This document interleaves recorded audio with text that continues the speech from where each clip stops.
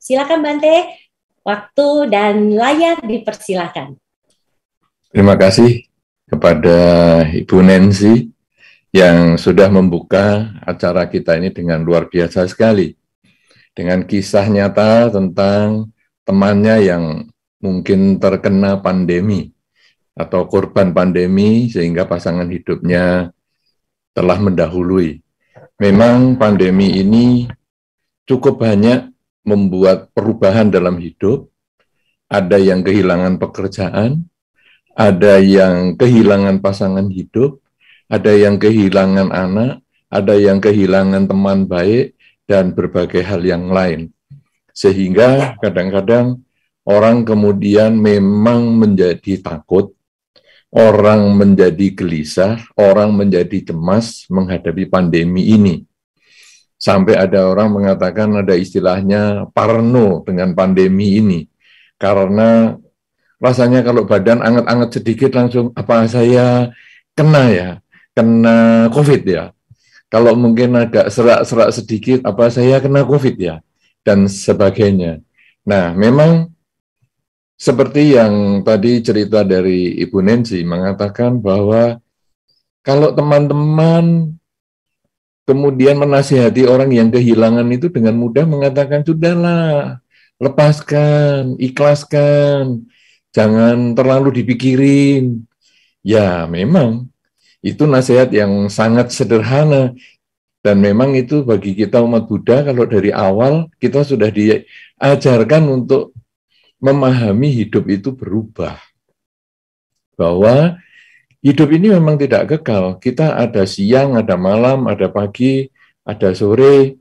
Nah, kemudian ada sehat, ada sakit, ada lahir, ada meninggal. Itu kita sudah tahu. Nah, sehingga kita tahu hidup itu berubah, sayangnya hanya untuk orang lain. Sehingga kalau orang lain kehilangan pasangan hidup, kehilangan pekerjaan, kita sangat mudah mengatakan, sudahlah hidup memang tidak kekal. Abaikan saja, relakan saja, lepaskan pikiranmu itu. Tapi kalau ketidakkekalan itu mengenai diri kita, maka kemudian ketika nasihat yang sama diberikan kepada kita, muncullah kata-kata jawaban seperti yang teman Ibu Nancy tadi sampaikan, yaitu, ya memang saya sudah tahu, semua itu harus dilepas, tapi gimana? Ini tidak mudah. Nah, itu dia. Orang lain gampang ngomong, ketika kita jalani, tidak mudah. Padahal di dalam sistem Dharma, kita umat Buddha ini sudah diajari untuk pelepasan itu dari awal. Pelepasan yang pertama itu adalah pelepasan materi, yaitu dilakukan bahkan oleh anak-anak yang mungkin belum sekolah minggu pun sudah diajarkan oleh orang tuanya. Ketika dia mungkin baru bisa mengenal orang lain, mungkin belum tahu namanya, memanggil nama papa, mama, belum tahu. Tetapi dia sudah dikenalkan teori pelepasan ini. Kalau kebetulan orang tuanya Buddhis atau memahami pelepasan. Jadi kadang-kadang pelepasan ini juga tidak harus seorang umat Buddha, karena pelepasan ini bisa bersifat universal. Jadi misalnya, anak ini walaupun belum sekolah minggu atau anak ini mungkin belum bisa ngomong, tapi ketika ada temannya datang atau keluarganya datang, bahkan mungkin pamannya datang, kadang-kadang orang tuanya mengkondisikan anak ini belajar melepas, berlatih melepas. Misalnya dikasih permen, kemudian oleh orang tuanya dikatakan, ayo permennya ini dibagi sama itu saudaramu yang datang. Nah, walaupun anak ini belum bisa ngomong, belum bisa berkomunikasi dengan yang lain, tetapi dia memahami gesturnya ataupun memahami bahasa tubuh dari orang tua, kemudian dia membawa permen ini diberikan kepada orang yang tadi disuruh, misalnya apakah itu keluarganya, apakah itu tetangganya, apakah itu pamannya, atau siapa saja. Nah, ini sebetulnya orang tua sudah mengajarkan, melatih anak belajar melepas, walaupun masih secara materi. Kadang-kadang mainan, ayo nak berbagi nak dengan adikmu, ayo nak berbagi nak dengan tetanggamu, ayo. Nah, kadang-kadang kita pun kalau berkunjung ke anak kecil, kita pun kadang iseng, ayo sini, saya pinjem mainannya. Nah, ini sebetulnya begitu anaknya memberikan mainannya, dia sebetulnya berlatih berbagi. Itu dari kecil seperti itu. Kemudian tidak tertutup kemungkinan anak yang dari kecil ini kemudian diajak sekolah minggu oleh orang tuanya. Dan di sekolah minggu pasti diajarkan ya lagu Dana Paramita. Itu begitu lagu Dana Paramitanya didengar, langsung tadi uang saku yang sudah diberikan orang tua tadi masukkan ke kotak. Ya, nah kalau tadi dari Akapela sama Diti Foundation kan menyanyikan untuk direnungi, tapi pasti juga bisa menyanyikan Akapela Dana Paramita. Nah, kenapa demikian? Karena ini sudah menjadi semacam lagu wajib di masyarakat Buddhis khususnya, sehingga begitu mendengar lagu Dana Paramita, kita secara otomatis sudah mulai mencari uang kita di saku atau di dompet, karena mungkin sebentar lagi akan ada edaran untuk kita masukkan. Nah, itu dari kecil sudah begitu. Kemudian dari kecil kadang kita juga sudah dididik untuk mempersembahkan dana makan kepada para biku, ya ke biara, atau kalau nggak ke para biku mungkin kita juga pada hari ulang tahun kita berdana makan ke panti asuhan, ke panti jompo, berdana pakaian, berdana macam-macam ke panti asuhan dan yayasan-yayasan sosial lainnya. Kemudian pada hari Katina, atau mungkin kalau nggak ada banyak biku ya Sanggadana di masa Katina. Wah, itu semua umat Buddha dari berbagai tempat, dari tempat yang jauh pun mempersembahkan dana Katina. Entah itu jubah, entah itu kebutuhan pokok para biku, obat-obatan, dan lain sebagainya. Artinya, di dalam budaya Buddhis ini, dari kecil sampai dewasa, bahkan sampai tua, kadang-kadang ada beberapa orang tua yang sudah terbaring di kasur, sudah tidak bisa apa-apa, tinggal hanya menunggu hari. Kadang-kadang anaknya pun mengkondisikan orang tuanya berbuat baik. Sehingga dia mengundang samanera atau mengundang biku, kemudian mempersembahkan kebutuhan pokok seorang biku. Kalau mampu ya coba mempersembahkan dana makan, kalau sudah berbaring saja ya mungkin dia hanya berdana misalnya jubah, mungkin 4 kebutuhan pokok atau mungkin obat-obatan dan lain sebagainya. Artinya itu dari kecil tadi sampai di akhir kehidupan di tempat pembaringan menunggu selesainya kehidupan ini, seorang umat Buddha dilatih untuk melepas. Hanya latihan ini yang bisa kelihatan adalah latihan fisik. Tapi sebetulnya kalau kita renungkan, latihan fisik ini adalah melatih kita juga berlatih secara mental. Karena kalau dari kecil tadi misalnya, anak itu senang mainan. Kemudian kita yang dewasa mengatakan, ayo nak sini pinjam mainannya. Yang paling disenangi itu pun, kalau dia rela, dia lepaskan. Ini belajar merelakan, belajar melepas. Berlatih melepas. Kemudian permen bisa diberikan. Kemudian nanti ketika lagu Dana Paramita, kemudian dana, dia berdana. Dia bisa melepas itu semua. Sampai nanti kita dewasa. Ketika kita dalam hidup ini fokus pada upaya mencari nafkah, sehingga kadang-kadang kita gelisah, stres gara-gara pandemi ini juga karena pandemi ini sangat menghambat saya mencari nafkah misalnya. Tapi walaupun demikian sulitnya, ketika saat Sanggadana, kita pun juga mempersembahkan itu. Berarti kita belajar melepas, belajar merelakan. Dan itu akhirnya ketika kita kehilangan barang, misalnya kita ke wihara kemudian pulang sandal kita hilang misalnya, kita kemudian lalu merenung, ya sandal harganya X rupiah, saya kan biasa berdana, anggap aja saya itu sudah berdana 10 kali berdana. Jadi sama dengan nilainya X sandal saya tadi. Ya sudah. Nah, kita kemudian bisa berlatih melepas. Kemudian kehilangan yang lebih besar lagi. Misalnya rugi, kerjaan rugi. Ya sudah, kerjaan rugi saat ini saya harus hadapi. Tidak ada pilihan lain. Saya mau menolak pun tidak bisa karena itu kenyataan saya rugi. Kalau begitu saya rugi berapa? Wah, saya rugi X rupiah. Ya sudahlah, saya anggap saya berdana sekian kali. Tapi di masa depan saya tidak mau rugi lagi karena saya harus menjadikan pengalaman saat ini sebagai pelajaran agar saya bisa perbaiki, saya tingkatkan di masa depan. Kalau rugi saya bisa hindari di masa depan. Kalau merupakan keberuntungan saya akan tingkatkan di masa depan. Sehingga semua pengalaman pahit kita, semua pengalaman manis kita menjadi pelajaran untuk kita perbaiki. Kalau pahit itu kita perbaiki supaya di masa depan tidak terulang lagi. Kalau manis kita tingkatkan supaya di masa depan juga bisa terulang, bahkan terkondisi lagi.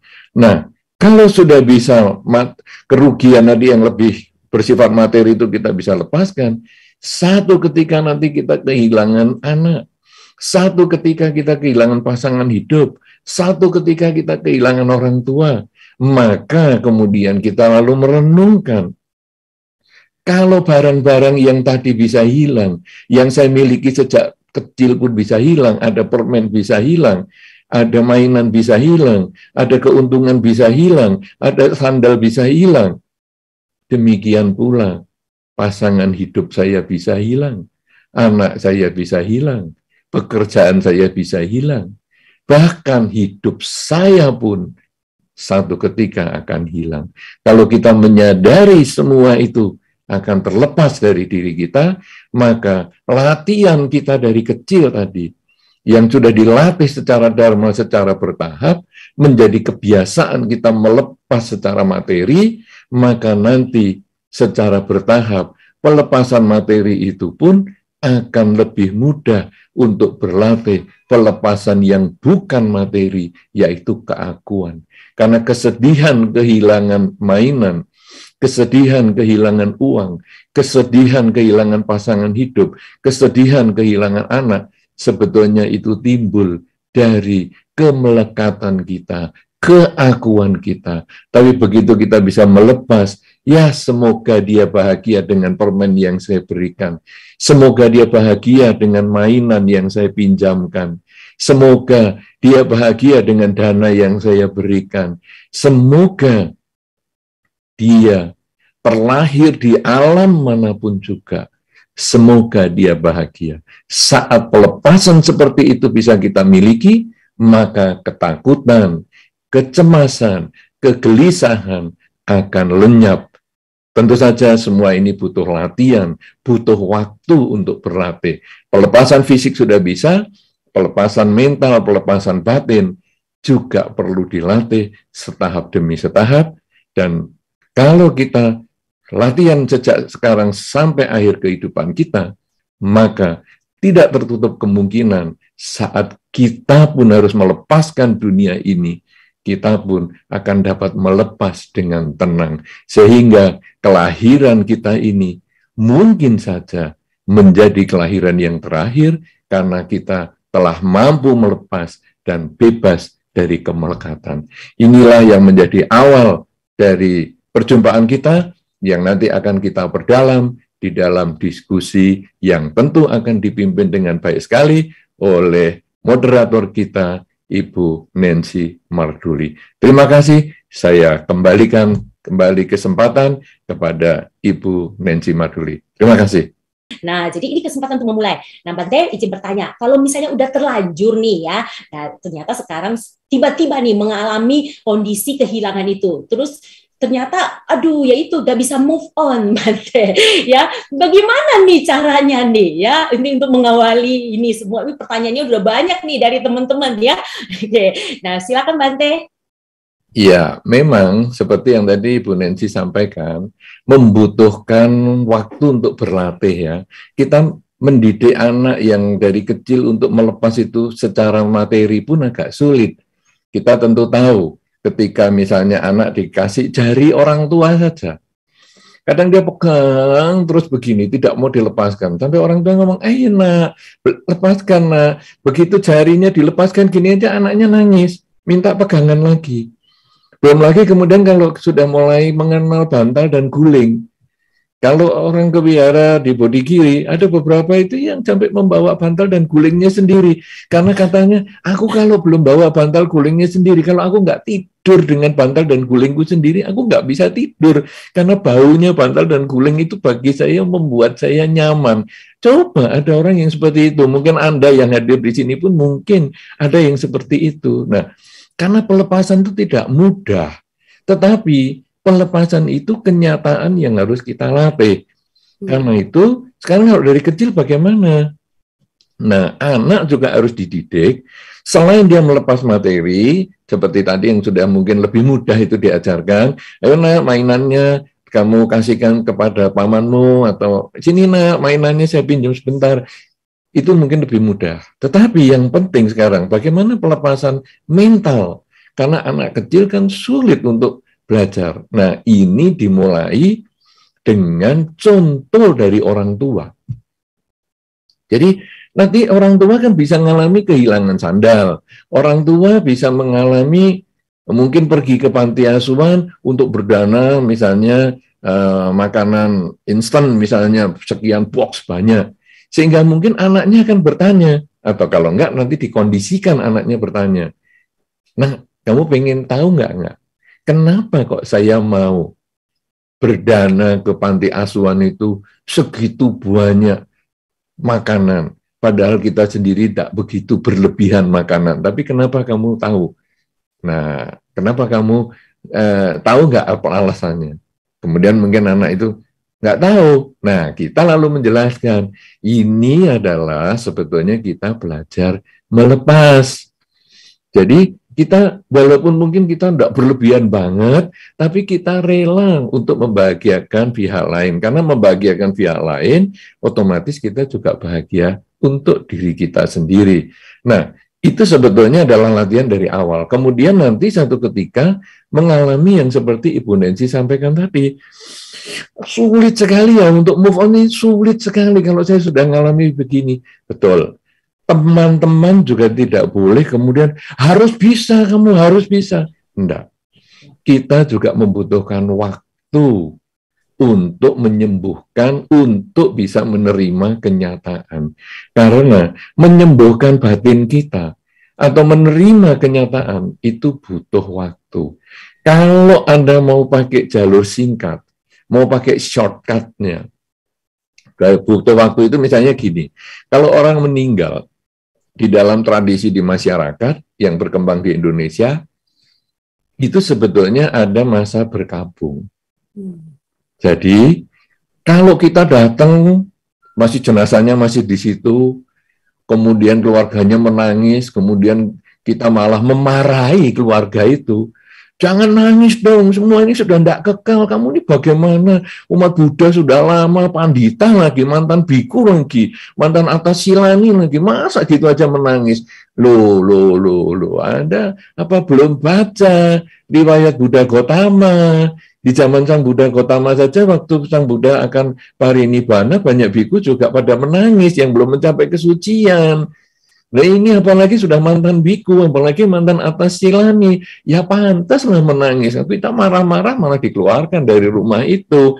Kenapa demikian? Karena kita memang butuh waktu untuk memulihkan mental kita, untuk menerima kenyataan. Nah sehingga di dalam masa perkabungan itu, ini jenazah sudah diangkat, sudah diberangkatkan ke krematorium atau kalaupun ke pemakaman, itu pun masih ada rasa sedih, ada rasa kesepian, ada rasa kesendirian. Tuh biasanya aku bersama mendiang, kalau jam-jam segini ngobrol-ngobrol, sekarang aduh kok dia malah pergi, dan seterusnya, dan seterusnya. Kita datang ya jangan memusuhi dia. Jangan gitu, sudah abaikan. Kasihan nanti mendiang, jalannya berat, kamu tangisi terus. Tambah stres dia. Saya itu nangis bukan karena apa, saya itu menangisi sebetulnya nangisi diriku sendiri yang belum bisa melepas. Nah, kemudian kalau di dalam masyarakat ada upacara perkabungan itu sampai 3 tahun atau sampai 1.000 hari. Itu maksudnya adalah rata-rata orang pada umumnya setelah 3 tahun itu lebih mudah menerima kenyataan. Sehingga nanti kalau sudah 3 tahun kemudian biasanya dia sudah tidak menangis lagi. Kecuali kalau dia ingat, dia cerita, dulu mendiang itu baik sekali. Tapi ya sudah. Ya, tapi kalau yang waktu ditinggal itu pasti dia sedih banget. Nah, tapi bagaimana shortcut-nya tadi? Shortcut-nya itu kalau mau lebih cepat supaya tidak sampai 3 tahun, mungkin hanya 3 hari. Tapi kalau 3 hari terus ketawa-ketawa, banyak orang malah framing dia nanti. Wah, ini ditinggal meninggal, orang tuanya ketawa-ketawa. Dasar itu pasti sudah dapat warisannya itu. Pasti sudah dapat itu asuransinya itu. Makanya ketawa-ketawa. Repot. Kita sudah bisa tenang, sudah bisa terima kenyataan, orang lain yang protes sekarang.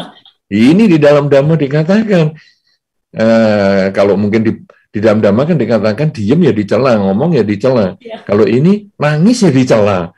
Jangan nangis terus, yang meninggal ya sudah. Coba nanti kalau kamu nangis yang meninggal hidup, kamu kan malah lari kan? Nah, jadi nangis disalahkan. Tapi begitu ketawa-ketawa, kamu ketawa-ketawa sih? Oh, ditinggal mati pasangan hidup kok ketawa, mesti dapat warisan. Salah lagi. Nah, tapi kita bisa mempercepat waktu perkabungan itu di dalam mental kita. Waktu perkabungannya tetap jalan ya secara tradisi, mungkin sampai 1.000 hari. Tapi secara mental kita bisa terima kenyataan. Shortcut-nya adalah memang dia demikian. Memang dia begitu. Itu adalah cara kita mempercepat berlatih pelepasan. Kalau kita selalu bertanya, kenapa sih kamu meninggal? Kenapa sih kamu sakit? Kenapa sih usahaku gagal? Kenapa sih aku rugi? Kita itu seolah-olah mau mengubah dunia. Dan akhirnya kita stres, tambah stres karena kita tidak ada kemampuan mengubah dunia. Kita sudah kenyataannya kita ditinggal orang yang kita cintai. Kenyataannya kita mengalami kerugian. Kenyataannya kita sakit dan sebagainya. Nah, jadi yang kita ubah adalah diri kita ketika menyikapi perubahan dunia. Ya, kalau tadi di dalam akapela yang sudah dinyanyikan dengan bagus sekali tadi adalah untuk kita renungi bahwa hidup ini berubah. Sekarang kita nggak bisa mengubah perubahan itu. Kita tidak bisa mengganti perubahan itu. Kita hanya hidup bersama perubahan itu. Tapi kita bisa menyikapi perubahan itu dengan mengatakan ya memang dia begitu. Jadi ketika ada si A sakit, ya memang sakit itu ya dia begitu. Artinya sakit itu sudah menjadi kewajaran. Ketika si A meninggal, ya sudah memang dia begitu. Karena meninggal itu juga kewajaran. Ketika kita mengalami kerugian, ya sudah, memang kerugian itu juga kewajaran. Ketika kita mengalami sakit, sakit itu juga kewajaran. Ya sudah, aku memang begini. Ketika aku mengalami kerugian, ya sudah, kerugian adalah kewajaran. Memang aku begini. Nah, tapi menerima kenyataan ini bukan akhir segalanya. Karena kita harus mencari penyebab kenyataan itu untuk kita perbaiki kalau itu kenyataan negatif. Kita perbaiki pada masa-masa yang selanjutnya. Kalau itu kenyataan positif, kita tingkatkan, kita kondisikan muncul lagi di masa-masa yang selanjutnya. Jadi kalau menjawab pertanyaan Ibu Nancy tadi, kenapa sulit move on? Karena setiap orang butuh waktunya masing-masing untuk bisa menerima kenyataan dan menyembuhkan luka batinnya. Dengan kalau mau dipercepat hanya mengatakan memang dia demikian. Memang begitulah kenyataannya. Kalau kita sudah bisa mengucapkan kalimat itu, mungkin luka di dalam batin itu lebih mudah disembuhkan, lebih cepat move on, dan kita lebih bisa menerima kenyataan untuk segera maju lagi, melanjutkan kehidupan kita menuju yang lebih baik. Begitu, Ibu Nancy. Silakan lanjutkan. Ya, luar biasa, Bante. Terima kasih atas jawabannya luar biasanya. Nah, ini teman-teman terbuka ya kesempatannya. Ini kesempatan loh buat Anda untuk bertanya, silakan ya. Nanti dari tim akan memilih ya untuk Anda siapa yang bisa untuk langsung raise hand nih. Kalau Anda bisa raise hand langsung ya, bisa mengajukan pertanyaannya langsung berdiskusi dengan Bante. Nah, ini sudah ada dari Ibu Harita. Ibu Harita ini dari Los Angeles, Bante. Wah, nih silakan ya Bu Harita untuk bertanya langsung kepada Bante. Silakan. Wandami Bante, Namo Buddhaya, host dan co-host semuanya. Bante, selama saya di sini, itu kan Bante-Bante baik yang Thai, Myanmar, Kamboja, itu pada saat pindah patah itu kan dikasih uang, Bante. Saya baru dengar bahwa itu bisa menciptakan karma buruk bagi saya karena Bante itu pada dasarnya tidak boleh menerima uang. Tapi kan namanya di kandang ayam kita berkotek, Bante. Kalau saya tidak memberikan, dilihat orang kan aneh gitu. Biasanya juga pada saat-saat kan sering ada banyak perayaan di sini, Bante. Pada akhir perayaan itu biasanya disodorin kayak kantong dana gitu, bilang khusus sudah bilangnya untuk Bante gitu loh. Apakah saya juga diem gitu, Bante? Mohon pencerahannya. Makasih. Baik. Di dalam Dharma, ini bagaimana ini, Ibu Nancy? Apa langsung saya jawab atau lewat moderator dulu? Silakan Bante, ya kan langsung bertanya kepada Bante. Terima kasih. Jadi nanti jadinya dialog ya, ini antara penanya dengan saya ya? Iya, ini acaranya sudah disetting luar biasa, Q&A, eksklusif Bante. Jadi petanya juga bisa langsung nih. Jadi nggak lewat moderator lagi ya? Boleh, silakan Bante.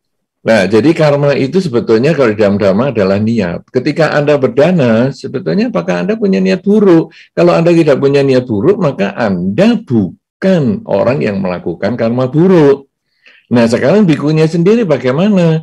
Bikunya sendiri ketika menerima itu dengan bahagia atau dengan penderitaan dengan apa, ya itu urusannya si bikunya sendiri. Nah, jadi sekarang ketika Anda mengatakan ini ada kotak dana, Anda mau berdana, silahkan. Apalagi kalau itu kotak dana, Anda danakan saja.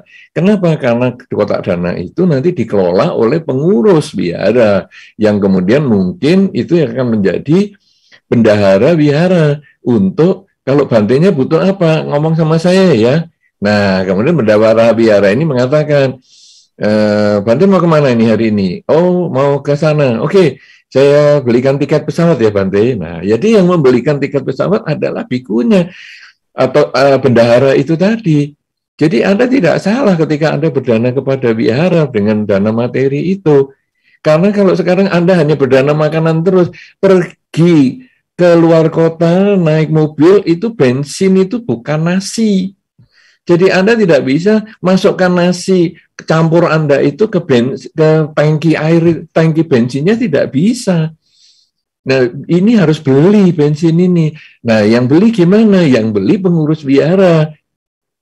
Kadang-kadang di wihara pun punya mobil. Wah, atas nama bantenya lagi. Mobilnya kok atas nama bantenya? Iya, karena itu sebetulnya hanya dipinjam namanya saja, wong bantenya saja nggak nyetir, bantenya saja nggak memiliki hal itu, bahkan kadang rusak juga nggak tahu, karena yang pakai semua adalah umat, yang beli bensin juga umat. Nah, kalau sekarang semua umat punya konsep bahwa dananya itu harus makanan, dananya itu harus jubah, lalu bagaimana nanti ketika bensin wihara ini habis ataupun bikunya itu butuh pergi ke kota lain, dia tidak ada kendaraan dan lain sebagainya. Jadi yang penting adalah pikirannya. Itu. Kalau Anda punya pikiran baik, lakukan. Tapi kalau Anda ragu-ragu, ya jangan lakukan. Karena Anda mungkin mendengar pandangan ini, pendapat sana, walaupun itu didukung dengan berbagai kutipan yang disesuaikan dengan apa yang dia inginkan. Karena kalau Anda pernah membuat misalnya karya tulis misalnya. Karya tulis itu buku satu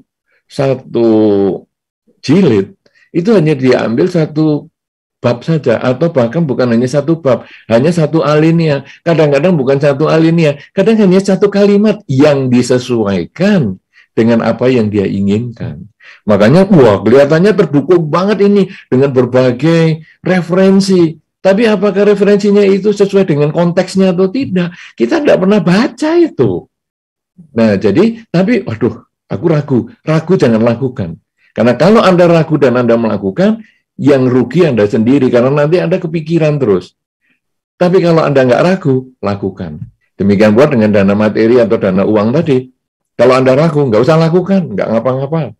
Nah, kemudian Anda cari, itu biara A itu mungkin ada rekeningnya untuk ditransfer atas nama pengurus biara misalnya. Oke, silahkan. Anda lakukan itu mungkin lebih aman daripada masukkan ke mangkok atau patah dari waktu bikunya pindah patah misalnya. Kan bisa seperti itu. Intinya, lakukan kalau Anda mantap, tidak lakukan kalau Anda ragu-ragu. Jelas itu apa saja, tidak harus urusan materi ataupun dana uang ini. Apa saja, kalau Anda ragu-ragu, jangan lakukan. Karena itu pasti menimbulkan beban mental untuk Anda. Benar nggak ya? Benar nggak ya? Dan itu bisa problem bagi jangka panjang Anda. Jelas itu, Ibu? Makasih Bante. Jadi kalau tiap pindah patah itu Bante ya, itu kan Bantenya berderet. Jadi semua orang masukin uang gitu Bante ya. Saya cuma ikutin tradisi gitu. Ya, barusan cuma ada yang bilang itu saya menciptakan karma buruk. Saya kaget loh Bante. Padahal itu sudah puluhan tahun berarti. Iya, ya Anda jawab saja. Saya karma itu setahu saya adalah pikiran, dan saya tidak membuat pikiran saya itu mau menjebak biku lah, mau merusak biku lah, dan sebagainya. Oke? Terima kasih Bante. Semoga sehat selalu. Terima kasih.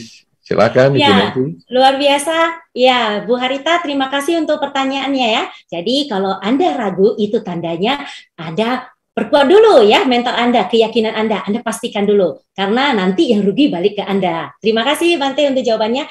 Nah, ini berikutnya ada pertanyaan dari YouTube ya. Ini dari Saudari Dina Setiani. Ya, dia bertanya, Bante, bagaimana seharusnya sikap umat Buddha jika ada salah satu anggota keluarga yang meninggal? Jadi yang dipertanyakan di sini adalah bagaimana sikap sebagai seorang umat Buddhanya. Nah, soalnya kalau di desa dia itu banyak yang menangis. Jadi sebenarnya sikapnya itu bagaimana tepatnya mungkin ya, maksudnya idealnya. Terima kasih Bante. Iya, jadi bagaimana ya sikap idealnya? Sebetulnya kalau Anda sudah punya kemampuan pelepasan, Anda sudah bisa berlatih melepas, maka Anda biasa saja. Tidak usah menunjukkan wajah bahagia, itu terlalu ekstrim. Karena ada beberapa itu punya konsep begini. Orang meninggal itu kan berarti ketika sekarang dia sakit ya. Sakitnya sudah lama, mungkin karena stroke dan lain sebagainya 10 tahun. Jadi sakitnya kan sudah lama, kemudian meninggal. Kita boleh pesta nih. Loh, kenapa? Lah kan dia kan sakit 10 tahun. Sekarang kan sudah terbebas dari penyakit. Jadi, dia sudah bahagia, kita pesta. Ya nggak usah se-ekstrim itulah, walaupun kita punya konsep itu, tapi nggak usah se-ekstrim itu. Karena kalau konsep itu kemudian kita lakukan dan itu bertentangan dengan masyarakat, kadang nanti menimbulkan masalah. Dianggapnya keluarga kita ini keluarga yang kurang sesuai dengan tatanan di masyarakat. Jadi kalau Anda pun sudah bisa menerima dan Anda juga merasa bahagia, untung ya dia sudah meninggal karena ini sudah stroke 10 tahun juga. Tapi ya Anda cukup menunjukkan wajah datar saja, ya tidak usah dibikin sedih, karena kalau Anda sedih berarti Anda pura-pura, karena batin Anda kan tidak sedih, tadi biasa-biasa aja, wajahnya datar saja. Bagaimana ini kok si A meninggal? Iya nih, kasihan juga ya, sudah 10 tahun. Iya, tapi ya kalau kita lihat dari sisi positifnya kan, ya mungkin dia sudah terlahir kembali, memiliki badan yang lebih sehat juga. Ya kita hanya doakan saja, semoga dia bahagia, semoga semua makhluk bahagia. Nah, jadi kita jawabnya dengan datar. Tidak usah, hore, sudah meninggal. Tidak usah. Sudah 10 tahun kasihan, sudah sakit, sekarang hore, meninggal. Tidak usah. Nah, kemudian, kalau kita belum punya kemampuan untuk melepas, ya kita kemudian, ya silahkan menangis, nggak apa-apa.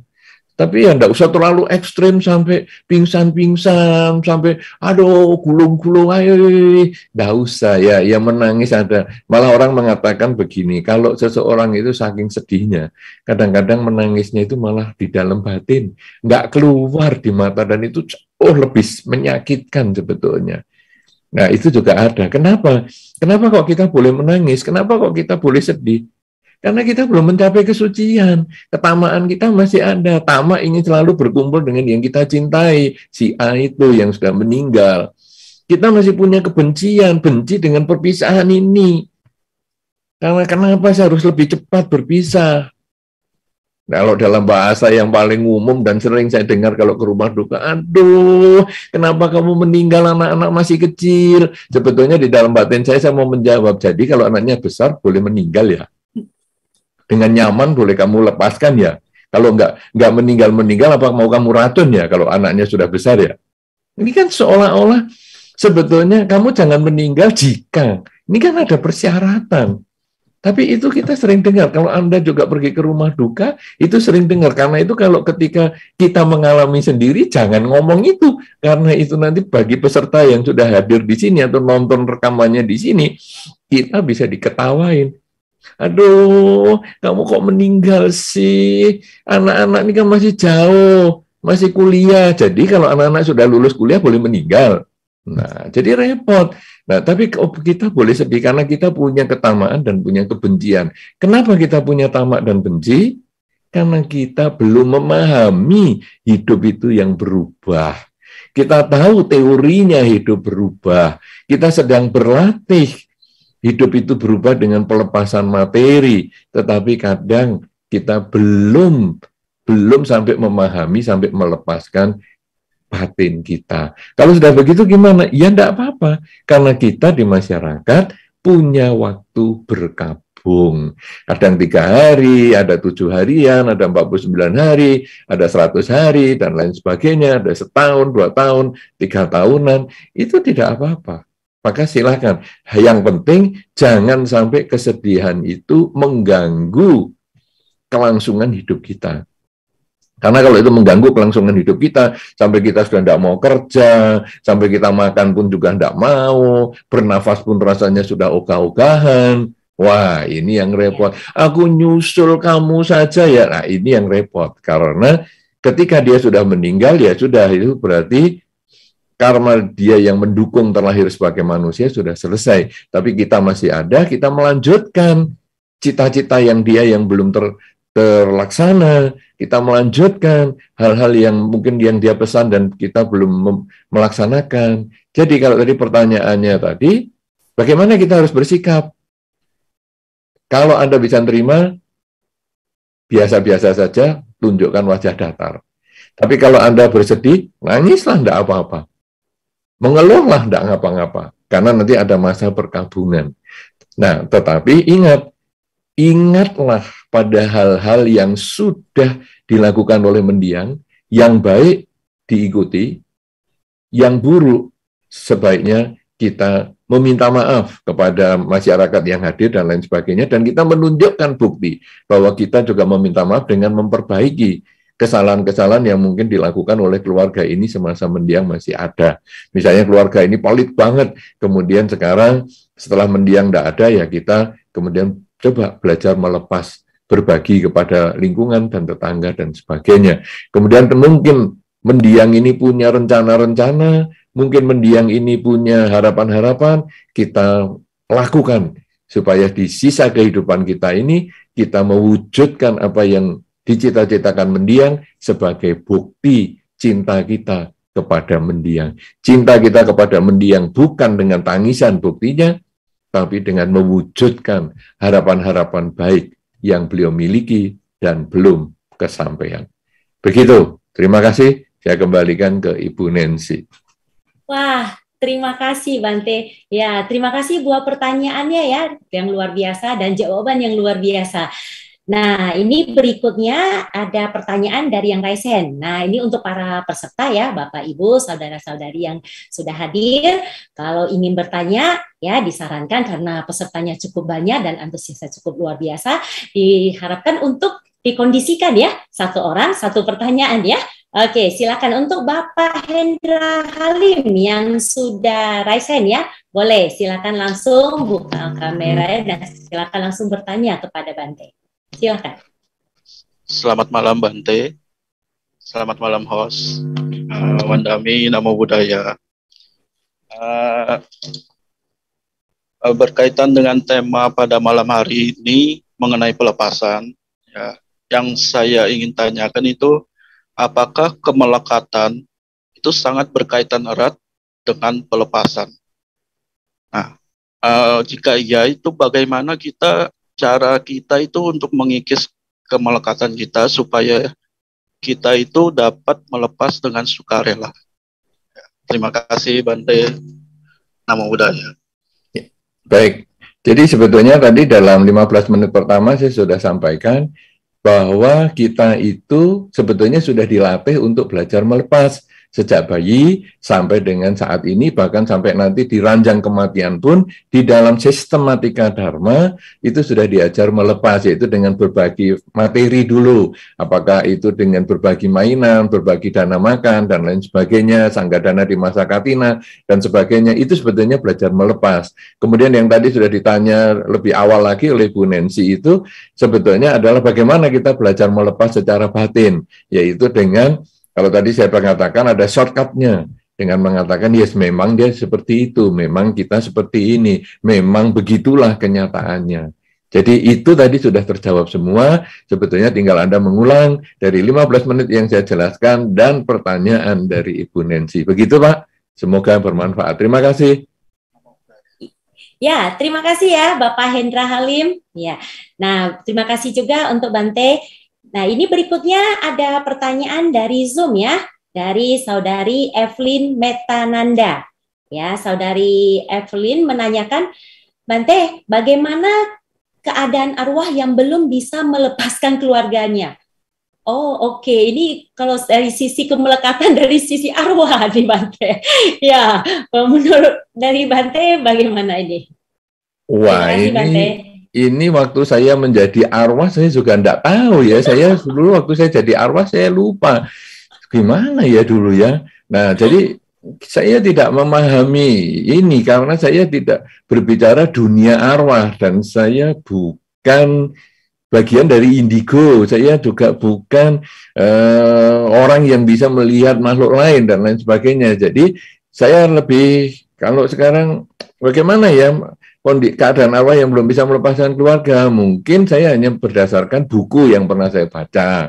Ya, di situ disampaikan kalau ada keluarga atau anggota keluarga atau seseorang yang meninggal dan dia belum bisa melepaskan keluarganya, maka dia cenderung terlahir di sekitar keluarganya.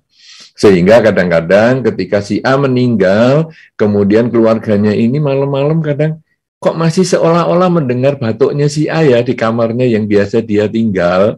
Nah, jadi kenapa kok saya dengar-dengar seperti itu? Nah, itu ada kemungkinan mendiang itu waktu meninggal masih melekat dengan keluarganya, sehingga dia terlahir di sekitar keluarganya.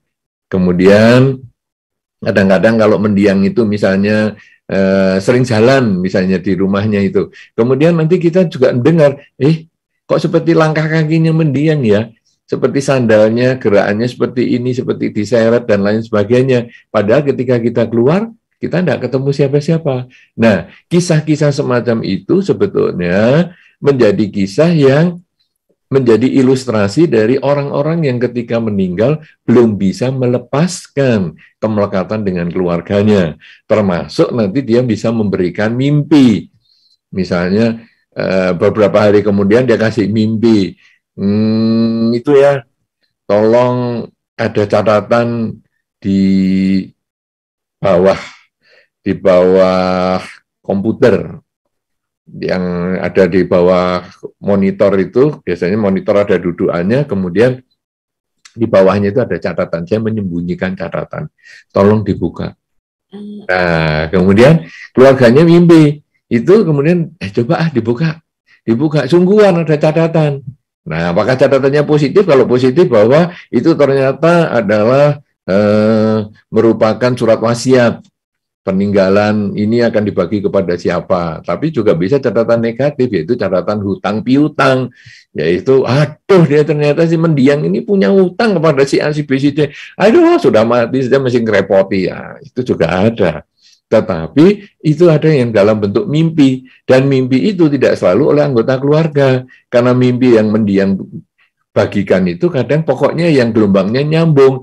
Misalnya kadang bisa pembantunya, kadang bisa temannya, kadang bisa tukang parkir depan rumah, kadang tetangganya, kadang teman di tempat yang di luar negeri, dan lain sebagainya. Itu bisa. Jadi, kalau pengalaman saya sebagai arwah, saya belum tahu.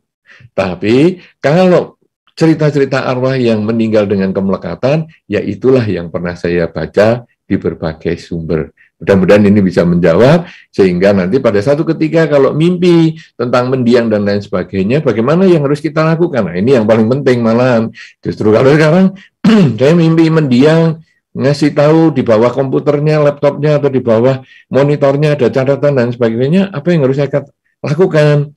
Nomor satu, ya tentu Anda mengerjakan apa yang dipesankan mendiang. Nomor dua, benar atau salah, Anda sering mengucapkan saja, semoga mendiang bahagia, semoga semua makhluk bahagia. Supaya mendiang terlahir di alam manapun juga, semoga dia bahagia. Dan kebahagiaan itu nanti akan mengkondisikan mendiang terlahir di alam yang lebih baik lagi. Kemudian juga sering-seringlah melakukan pelimpahan jasa atas nama mendiang, yaitu berbuat baik dengan pikiran, berbuat baik dengan ucapan, berbuat baik dengan badan atas nama mendiang. Semoga dengan kebajikan ini, mendiang terlahir di alam manapun juga, dengan kemelekatan apapun juga, semoga mendiang berbahagia. Itu yang lebih penting, yaitu keluarga mendoakan kepada mendiang. Apakah mendiang melekat atau tidak, kita sebetulnya sudah tidak bisa mengurus hal itu. Ya, begitu. Saya kembalikan Ibu Nancy. Terima kasih. Ya, luar biasa. Terima kasih, Bante. Nah, ini dari pertanyaan yang tadi yang luar biasa, saya juga dapat satu pencerahan lah, ya, ting gitu ya. Nah, bahwa sebelum kita meninggal nih, mumpung kita masih hidup ya, Bapak, Ibu, Saudara-saudari ya, ayo berlatih melepas ya, supaya nanti kalau sudah meninggal gak melekat ya. Oke, nanti nyusahin bukan diri aja, tapi nyusahin banyak ya, banyak orang yang masih hidup. Ya, kita berlatih ya mulai sekarang ya. Oke, nah ini berikutnya ya, Bante, ini ada raise hand nih dari Ibu Aling ya. Untuk Ibu Aling silakan. Ya, layar dan waktu dipersilakan. Mana? Namo Buddhaya, Bante. Aduh, pengen nangis. Saya sering nonton YouTube-nya Bante semenjak suami saya meninggal. Suami saya meninggal baru hampir 5 bulan. Saya pernah ngedenger ceramah Bante yang mengatakan kalau memang pengen bersatu lagi dengan suami, setiap kebaikan yang kita lakukan, katakan dalam hati, semua kebaikan ini saya ingin di kehidupan nanti, saya ingin bersama dengan dia lagi sebagai suami istri. Hampir semua ceramah Bante saya dengerin, tapi tentang kematian. Dan yang saya ambil itu semua adalah karma. Saya jujur sampai detik ini saya belum bisa nerima dan belum bisa ikhlas, karena di mana ada saya pasti ada dia. Saya bertanya-tanya kepada semua orang, apa benar dia udah waktunya? Karena dia masih muda. Bahkan saya sempat nanya ke Cimeta Suryawijaya yang di Buntek Bio Tangerang, Ci, apa benar orang baik cepat meninggal?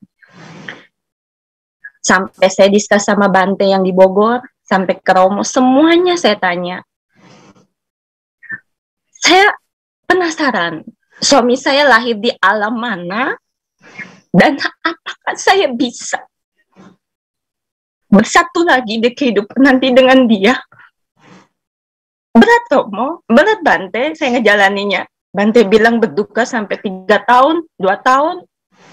Saya baru 4 bulan lebih aja berat badan saya udah turun 10 kilo lebih, rambut rontok habis.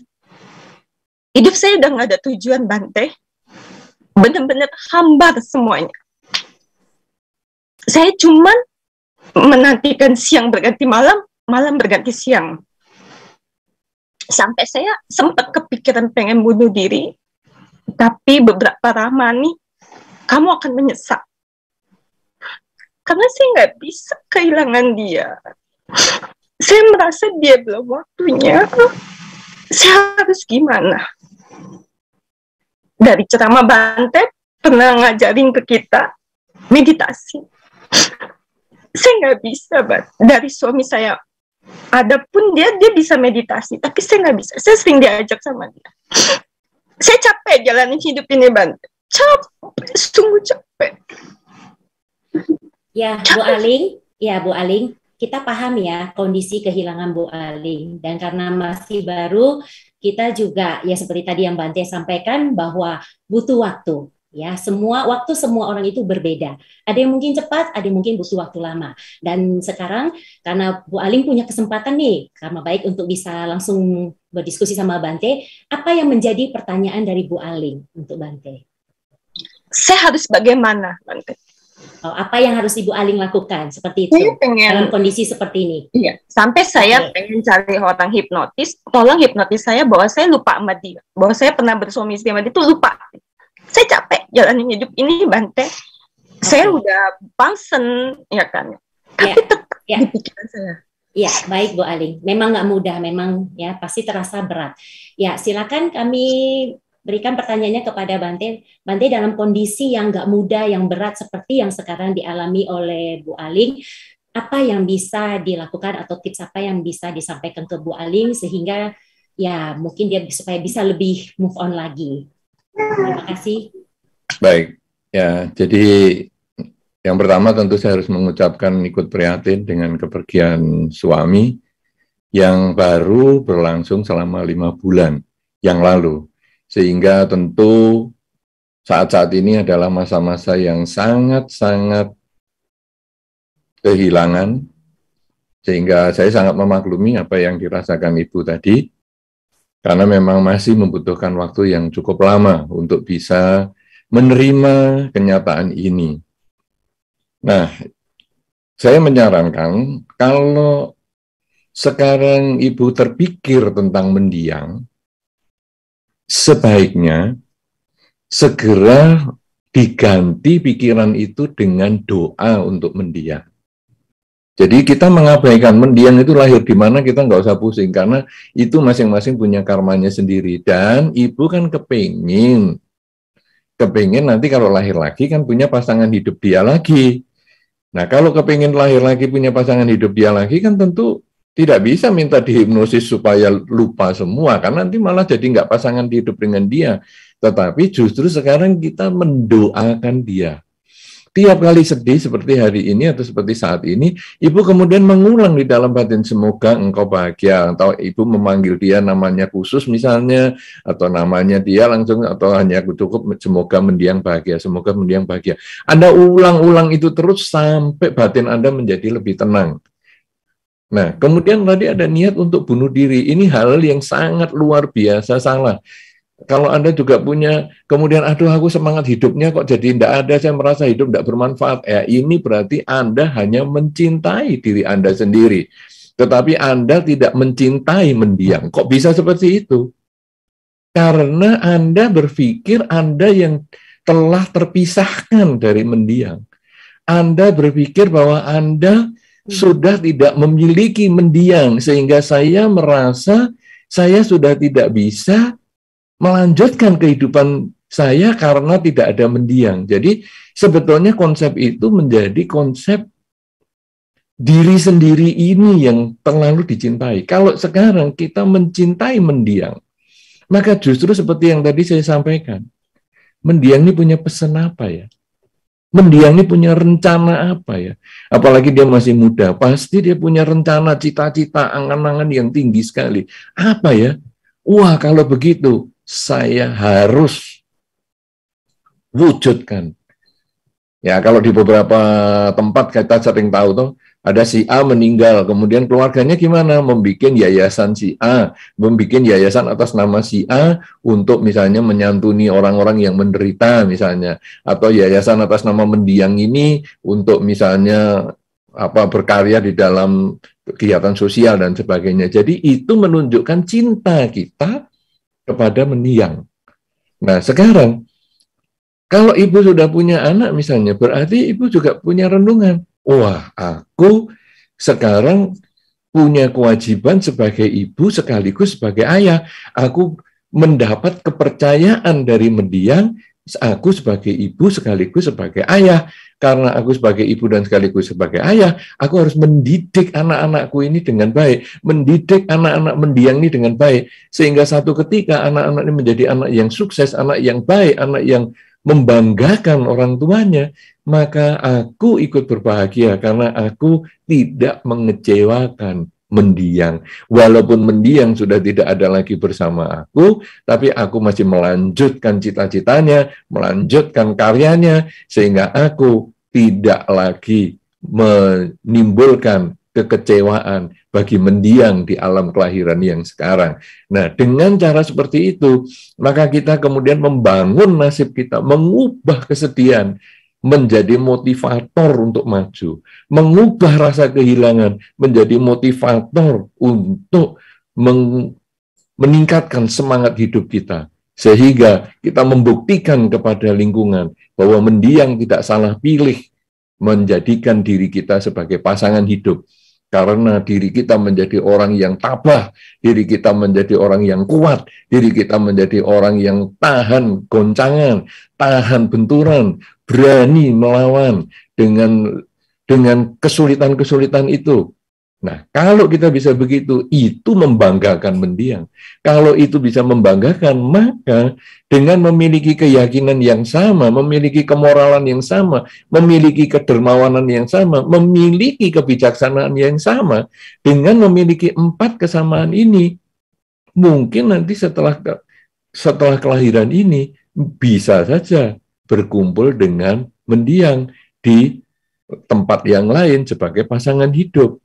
Tapi ketika kita punya keyakinan yang kuat kepada Dharma, tetapi kita tidak memiliki kemoralan karena kita berniat untuk bunuh diri, membunuh makhluk saja kita dilarang, membunuh makhluk saja kita melakukan pelanggaran sila, apalagi kita membunuh diri kita sendiri. Nah, kalau kita sudah silanya saja tidak sama, kita tidak punya kerelaan untuk berbagi waktu dengan keluarga, berbagi cinta kasih, berbagi doa dengan mendiang, kemudian kita tidak memiliki kebijaksanaan sehingga kita merasa hidup ini tidak ada artinya lagi, maka bagaimana kita bisa menjadi satu lagi dengan mendiang di alam kelahiran yang sekarang?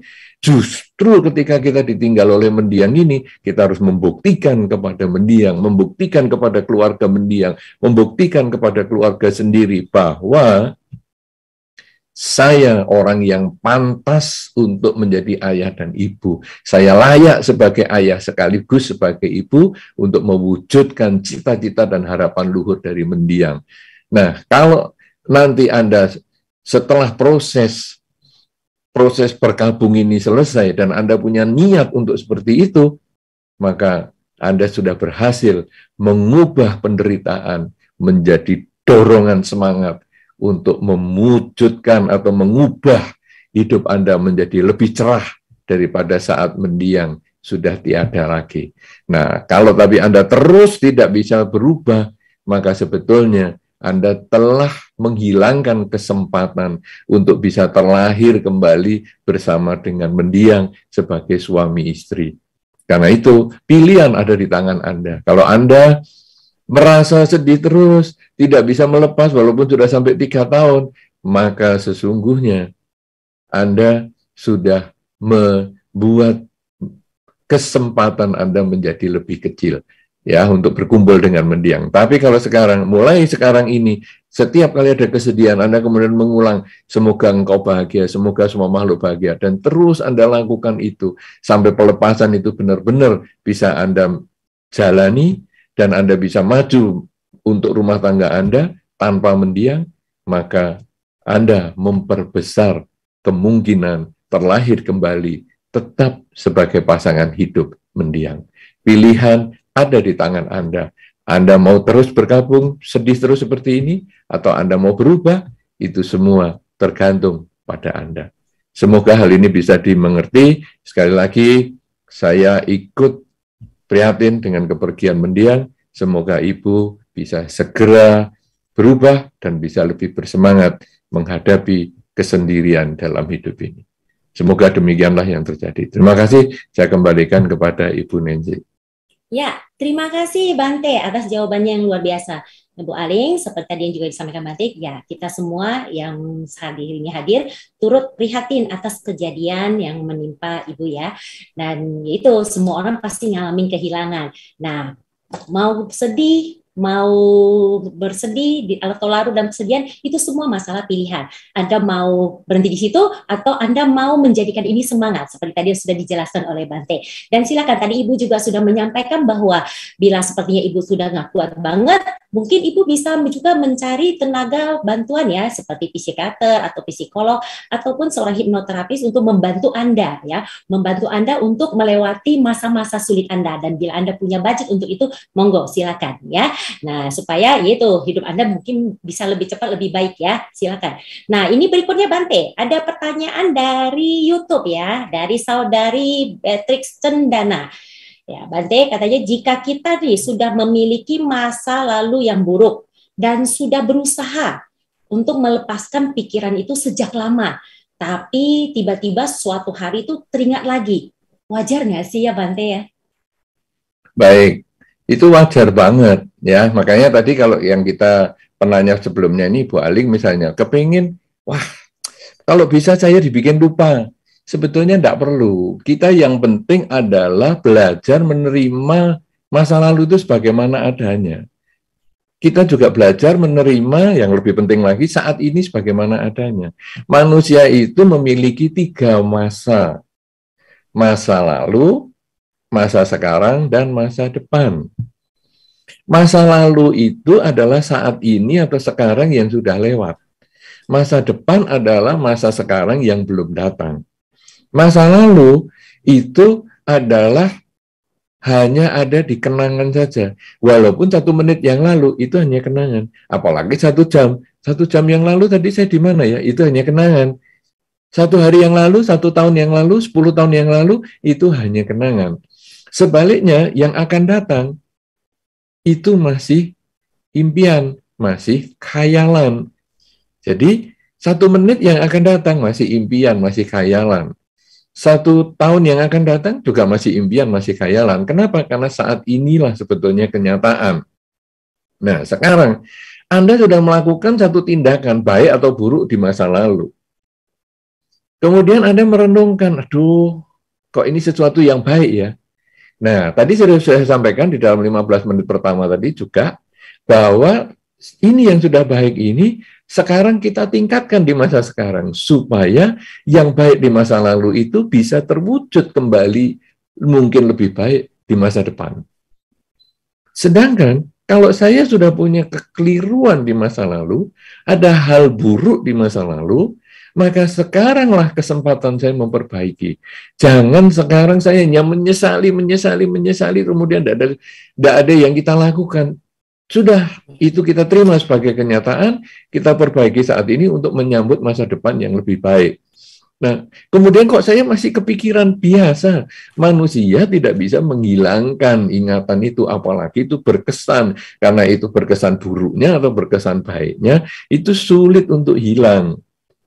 Kita pun, misalnya kita sudah umur 50 tahun misalnya, kadang-kadang kita masih ingat, waktu SD itu dulu kita bagaimana, diperlakukan sama teman kita sebaiknya sebagaimana, atau diperlakukan buruk oleh teman kita bagaimana. Kita yang sudah 30 tahun atau 50 tahun saja masih ingat waktu TK atau SD. Karena dia berkesan. Nah, apalagi hal yang seperti itu. Nah, sekarang yang penting, itu seperti dengan tadi Ibu Aling, kita menjadikan pengalaman ini kalaupun buruk sebagai motivator kita untuk berubah saat ini. Supaya kita yang memiliki saat ini jangan terpaku dengan masa lalu terus. Tetapi sekarang kita yang memiliki saat ini, memperbaiki masa lalu di saat ini dan membangun masa depan juga dari saat ini. Karena inilah real kenyataan. Masa lalu kita pernah hidup, tapi sudah tidak hidup. Masa depan kita akan hidup, tapi kita belum tentu hidup. Hidup adalah saat ini, jadi kita maksimalkan. Nah, sekarang, aduh saya kok punya pikiran buruk. Biarkan saja. untung itu sudah milik masa lalu. Memang aku dulu pernah melakukan itu ya. Kalau tadi saya ada shortcut yang saya sampaikan ke Ibu Nancy tadi, ya memang aku begini, memang aku demikian. Nah itu juga kita pakai di sini sebagai shortcutnya, yaitu ya memang aku masa lalu sudah melakukan itu. Tapi itu kan masa lalu, walaupun 1 menit yang lalu, itu kan masa lalu. Sekarang kan aku sudah tidak melakukan. Dan di masa depan aku juga bertekad untuk tidak melakukan. Nah, dengan cara seperti itu, batin menjadi tenang. Karena kita sudah tidak terjebak masa lalu, atau kita khawatir dengan masa depan. Masa depan itu ada yang menyenangkan, ada yang menakutkan. Yang menyenangkan kita kondisikan saat ini mulai kita kerjakan. Misalnya, kayaknya nanti masa depan ini saya akan membuka usaha misalnya. Wah, ini bakal selesai tahun ini saya akan membuka usaha. Itu sesuatu yang menyenangkan mungkin, dan itu kita harus siapkan saat ini, bahwa sekarang saya harus persiapkan dengan banyak hal. Apakah itu dari barang dagangannya, dengan harganya, dengan pengangkutannya, dan lain sebagainya, kurirnya, dan lain sebagainya. Tapi usaha ini juga hal yang menakutkan.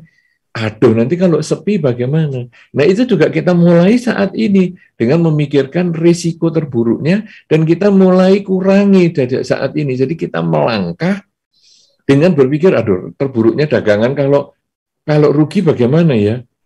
Saya modalnya X rupiah. Kemungkinan terburuk adalah X rupiah itu habis. Oke, sanggup nggak saya? Kalau sanggup, saya mulai kerja. Tapi kalau saya nggak sanggup saya berapa? 75% dari X atau 50% dari X.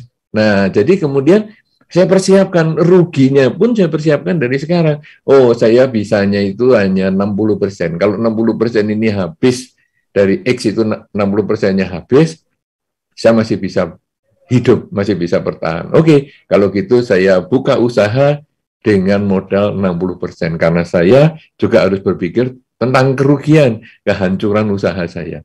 Tapi saya juga harus mempersiapkan hal yang terbaik, karena saya juga harus siap untuk memperoleh kebahagiaan ketika usaha saya lancar. Nah, dengan cara demikian, maka kita menjadikan saat ini benar-benar menjadi saat yang berharga. Tidak lagi terpengaruh masa lampau, karena masa lampau itu hanya pelajaran, sedih maupun senang itu menjadi pelajaran, masa depan pun juga pelajaran, sedih maupun senang, karena saat inilah kita yang melaksanakan pelajaran itu untuk memperbaiki masa lampau, membangun masa depan. Mudah-mudahan ini bisa bermanfaat, dan silakan dilanjutkan oleh Ibu Nancy. Ya, terima kasih Bante atas jawabannya yang luar biasa. Jadi, teman-teman sekali lagi ya, masa lalu itu wajar ya untuk tiba-tiba teringat kembali. Oke, itu adalah hal yang wajar dan umum sekali. Jadi nggak apa-apa ketika teringat, yang penting adalah bagaimana kita menyikapinya. Seperti tadi yang sudah Bante sampaikan ya, apakah ini hal yang baik yang teringat ini, kita mau teruskan dan tingkatkan, atau hal buruk yang teringat, mau kita perbaiki supaya tidak terulang lagi ke depannya. Nah, ini mengingat keterbatasan waktu ya, sebenarnya antusias dan pertanyaan dari para peserta nih, terutama yang rese nih banyak banget ya. Nah, kami harus mohon maaf nih karena keterbatasan waktu ya. Ini sepertinya ini satu tanda keras, kode keras ya buat Yayasan Samaditi ya untuk mengadakan acara seperti ini lagi yang luar biasa ya. Nah, ini pertanyaan terakhir ya Bante dari Zoom ya, dari Danawira ya. Bante, belajar melepas materi mungkin lebih mudah dibandingkan melepas rasa kesal terhadap seseorang. Nah, bagaimana cara melatih melepas rasa kesal itu? Silakan Bante. Ya, rasa kesal, rasa marah, rasa jengkel sama seseorang, sebetulnya itu sumbernya dari keinginan kita sendiri. Jadi, sebetulnya yang kita lepas ya mental kita itu, dengan kita menyadari bahwa memang dia begitu. Jadi kenapa saya kesal sama si A? Karena si A itu saya berharap, mestinya si A, kamu kalau ngomong tuh ya yang baik. Si A, kamu itu kalau kerja ya yang rajin. Si A, kamu kalau sekolah tuh yang pandai. Dan lain sebagainya, dan lain sebagainya. Tapi kenyataannya si A tidak seperti itu. Kenyataannya si A tidak memenuhi harapan kita. Jadi kita cengkel, gergeten. Nah, makanya kita tadi kasih shortcut-nya tadi ketika pertanyaan Ibu Nancy ya, di awal sekali pertanyaan pertama. Nah ini enaknya nanti kalau kita ada rekaman karena kita melalui YouTube kan, nanti kita buka lagi, kita ingat lagi di 15 menit pertama itu kuncinya semua diskusi kita hari ini. Kemudian ada pertanyaan Ibu Nancy itu menambah lagi kuncinya yaitu yang disebut dengan shortcut-nya. Yang kita mengatakan ya memang dia begitu. Nah sekarang saudara-saudara, di dunia ini ada dua kata yang selalu kita ucapkan. Biasanya kita ketika melihat orang yang bikin kesel itu, kenapa sih kamu begitu? Nah, kenapa? Kemudian kita kenapa tiap kali begitu, kenapa sampai 15 tahun. Akhirnya, sudahlah memang dia begitu. Jadi kita mengatakan memang ini karena kita capek. Capek ngomong kenapa. Nah, kita biasanya kadang itu juga saya ketemu dengan beberapa ibu yang barusan melahirkan gitu. Kemudian bayinya kalau malam nangis. Wah, itu bayi itu kadang-kadang ada yang kalau malam malah nangis, kalau siang tidur. Padahal orang tuanya kan tidak bisa siang tidur, malam kerja, kan tidak mungkin mengurus bayi itu. Nah, siang dia kerja, malam juga kerja lagi karena bayinya nangis terus. Nah, dia lalu tanya, kenapa sih anakku kok kalau nangis mesti dia malam? Kenapa? Itu kalau sampai dia terus begitu lama-lama, rasanya benci jengkel dengan anak yang nangis tiap malam. Baru enak-enak tidur, nangis. Baru enak-enak tidur, nangis. Nah, coba sekarang kita balik dengan mengatakan memang bayiku punya kebiasaan yang berbeda dengan bayi lain. Dia tidurnya siang, nangis malam. Nah, begitu dia bisa katakan memang, maka nanti kenapa ini nanti mencari solusi itu ketika pikiran masih fresh, tenaganya masih banyak, itu kemudian dia hanya berpikir, kenapa ya? Coba aku periksakan ke dokter, siapa tahu mungkin malam ini suasana tidak nyaman di kamar, sehingga mungkin dia terlalu dingin atau apa. Nah, jadi akhirnya ketemu jalan keluar. Tapi kalau kita kenapa, akhirnya yang jadi adalah kejengkelan. Demikian pula dengan orang yang membuat kesel itu tadi. Cobalah Anda mengatakan memang dia begitu. Ini shortcutnya ya. Kalau kita mau melepas secara mental, sebetulnya keakuan kita adalah memang dia begitu. Memang si A begitu. Memang si B begitu. Memang si C begitu. Kalau kita sudah bisa sering mengatakan memang kepada orang-orang di lingkungan kita, termasuk kepada diri kita, memang aku ini harus begini nih. Nanti akhirnya kita bisa menjadi lebih tenang dan bisa berpikir kenapa ya? Kenapa ya nanti kalau dia seperti itu, kenapa ya? Nanti apa perlu saya bantu ya? Nah, jadi kenapa ya saya seperti ini? Memang saya begini, tapi kenapa ya? Kenapa saya begini?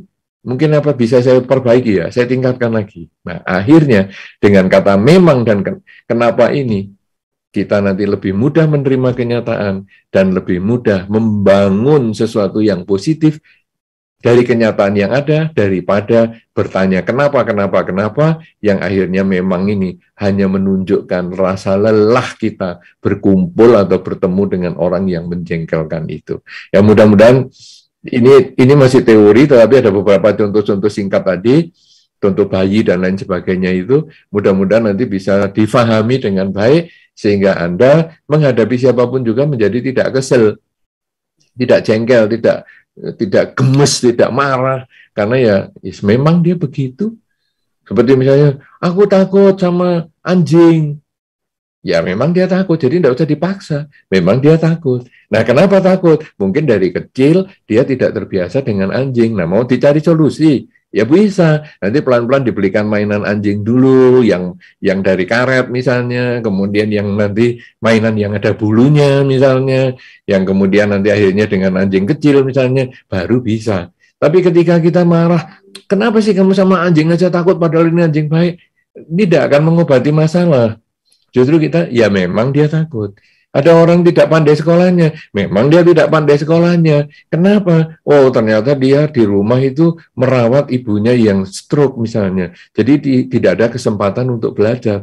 Nah, dengan kata memang, akhirnya kenapanya itu mencari solusi. Tapi kalau kita kenapa duluan, kita mau mengubah kenyataan, kita menganggap luar kita itu yang salah. Tapi kalau memang dia begitu, itu kita mengubah pikiran kita untuk menerima kenyataan sebagaimana adanya. Begitu jawabannya, semoga bermanfaat juga untuk yang lain, dan saya kembalikan kepada Ibu Nancy. Terima kasih. Terima kasih Bante. Ya, nah ini ada pertanyaan ya dari YouTube, ya dari saudari Amelie. Oke, bagaimanakah cara kita mengajarkan pelepasan kepada orang tua sepuh yang belum mengerti Dhamma? Silakan Bante.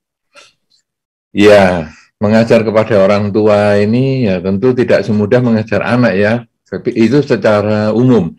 Karena kalau mengajar anak tadi sudah saya sampaikan dengan kita menjadi contoh untuk anak-anak itu. Misalnya, kenapa ya saya kok rela tadi berbagi untuk panti asuhan demikian banyak, padahal kita sendiri bukan orang yang berkecukupan. Nah, itu kemudian kita menjelaskan kepada anak untuk kerelaannya itu dalam bentuk mental kita, bahwa kita senang kalau orang lain berbahagia akan kembali pada diri kita.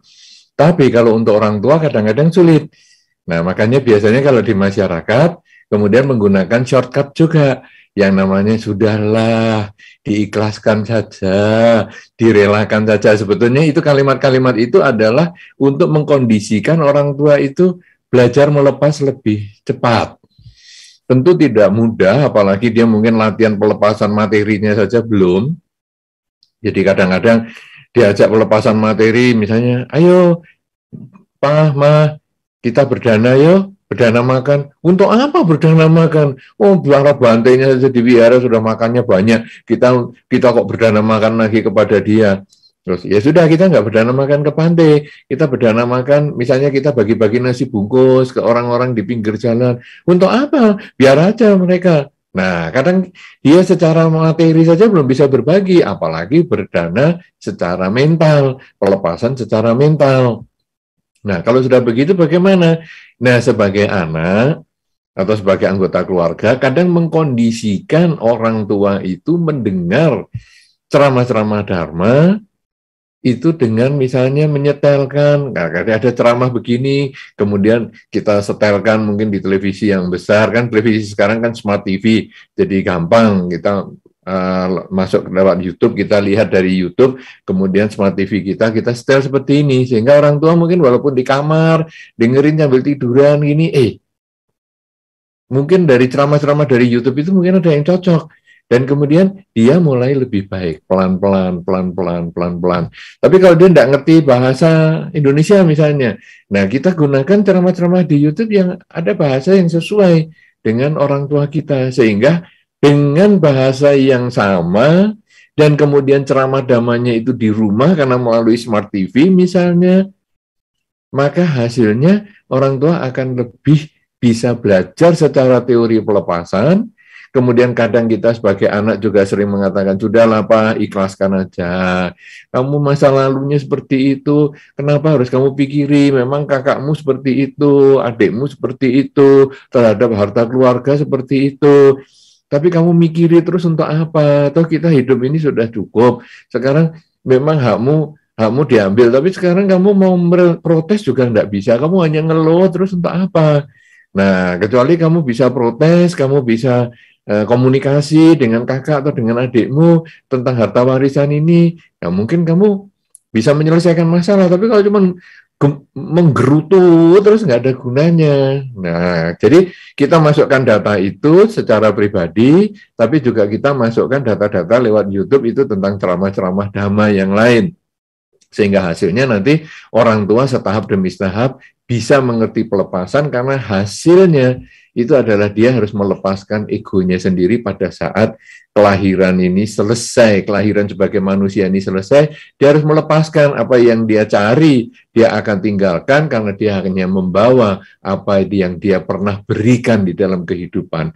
Yang dia cari adalah keluarga, materi, kedudukan, posisi, dan segala macam ini, itu dia akan tinggalkan. Tapi yang dia bawa adalah yang dia pernah berikan, kebajikan yang pernah dia berikan, memaafkan orang yang pernah dia berikan, perhatian yang pernah dia berikan, kasih sayang yang pernah dia berikan, kerelaan yang pernah dia berikan, itulah bekal dia untuk lahir di alam kelahiran yang selanjutnya, dalam kelahiran di alam bahagia.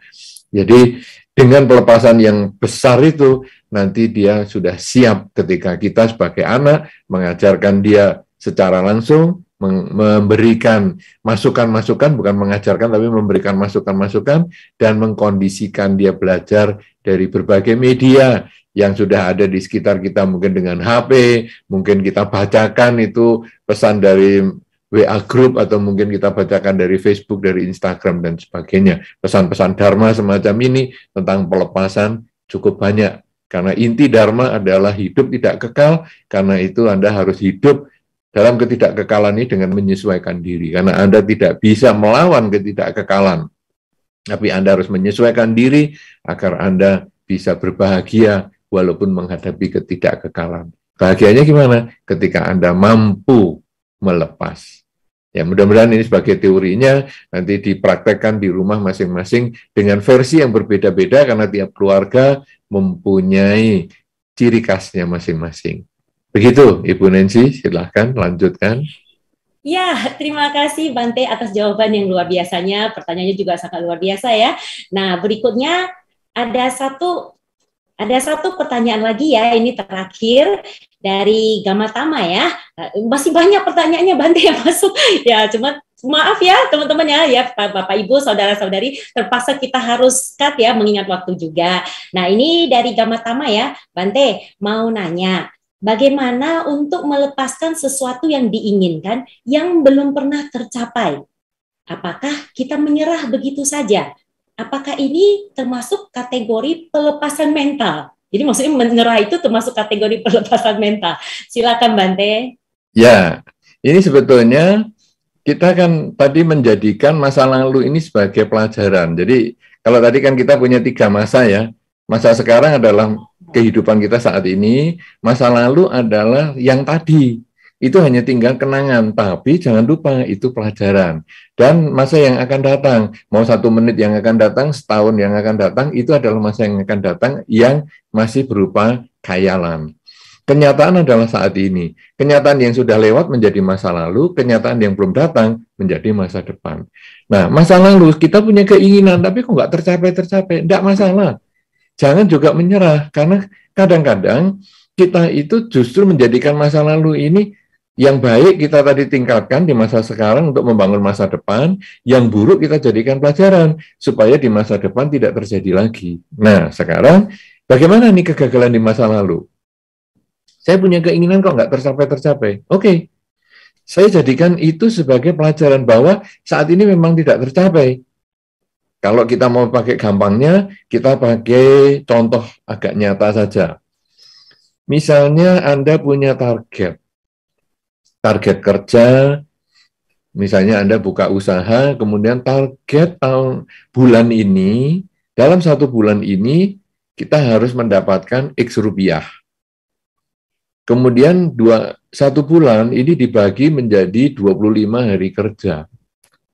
Jadi X rupiah dibagi 25 hari kerja sama dengan 1/25. Jadi 1/25 X itu setiap hari harus 1/25 X. Saya harus penghasilannya seperti itu untuk mencapai omset X rupiah di akhir bulan. Kenyataan saya nggak bisa dapat. Setiap bulan selalu kurang dari X rupiah. Tapi saya tidak mau belajar. Ya selamanya saya tidak akan bisa mengubah kenyataan. Karena ada perkataan di dalam masyarakat bahwa kamu kalau tidak pernah mengubah sistem yang kamu miliki, kamu tidak pernah mengubah cara yang kamu lakukan, tapi kamu hanya mengulang kesalahan yang sama, mau mengharapkan hasil yang berbeda, wah itu tidak mungkin. Kamu harus mengubah cara, mengubah sistem untuk bisa memperoleh hasil yang berbeda. Nah, jadi sekarang X rupiah ini kok nggak dapat. Oke, sekarang saya pelajari. Saat ini memang akhir bulan, saya sudah tidak dapat X rupiah. Saya terima kenyataannya, memang saya seperti ini akhir bulan ini. Tapi kenapa X rupiah ini nggak saya dapatkan, omset saya ini? Kemudian, wah, mungkin waktunya yang harus saya perpanjang.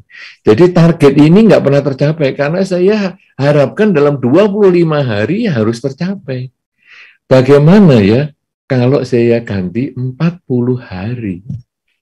Nah, jadi kita bermain dengan dimensi waktu. X rupiahnya nanti akhirnya dalam 40 hari tercapai. Oh, ternyata kekuatan saya untuk mencapai target itu bukan 1 bulan, tapi 40 hari. Atau mungkin 1 harinya saya biasa kerja 8 jam. Supaya target ini tercapai dalam 1 bulan, 25 hari, mungkin saya harus mengerjakan ini 12 jam sehari. Dan akhirnya, tercapai juga. Jadi sistemnya diubah, cara kerjanya diubah, atau kemudian rentang waktunya yang diubah, baru kemungkinan itu tercapai. Jadi, kalau Anda tadi bertanya, ada hal yang kok sulit sekali yang tercapai.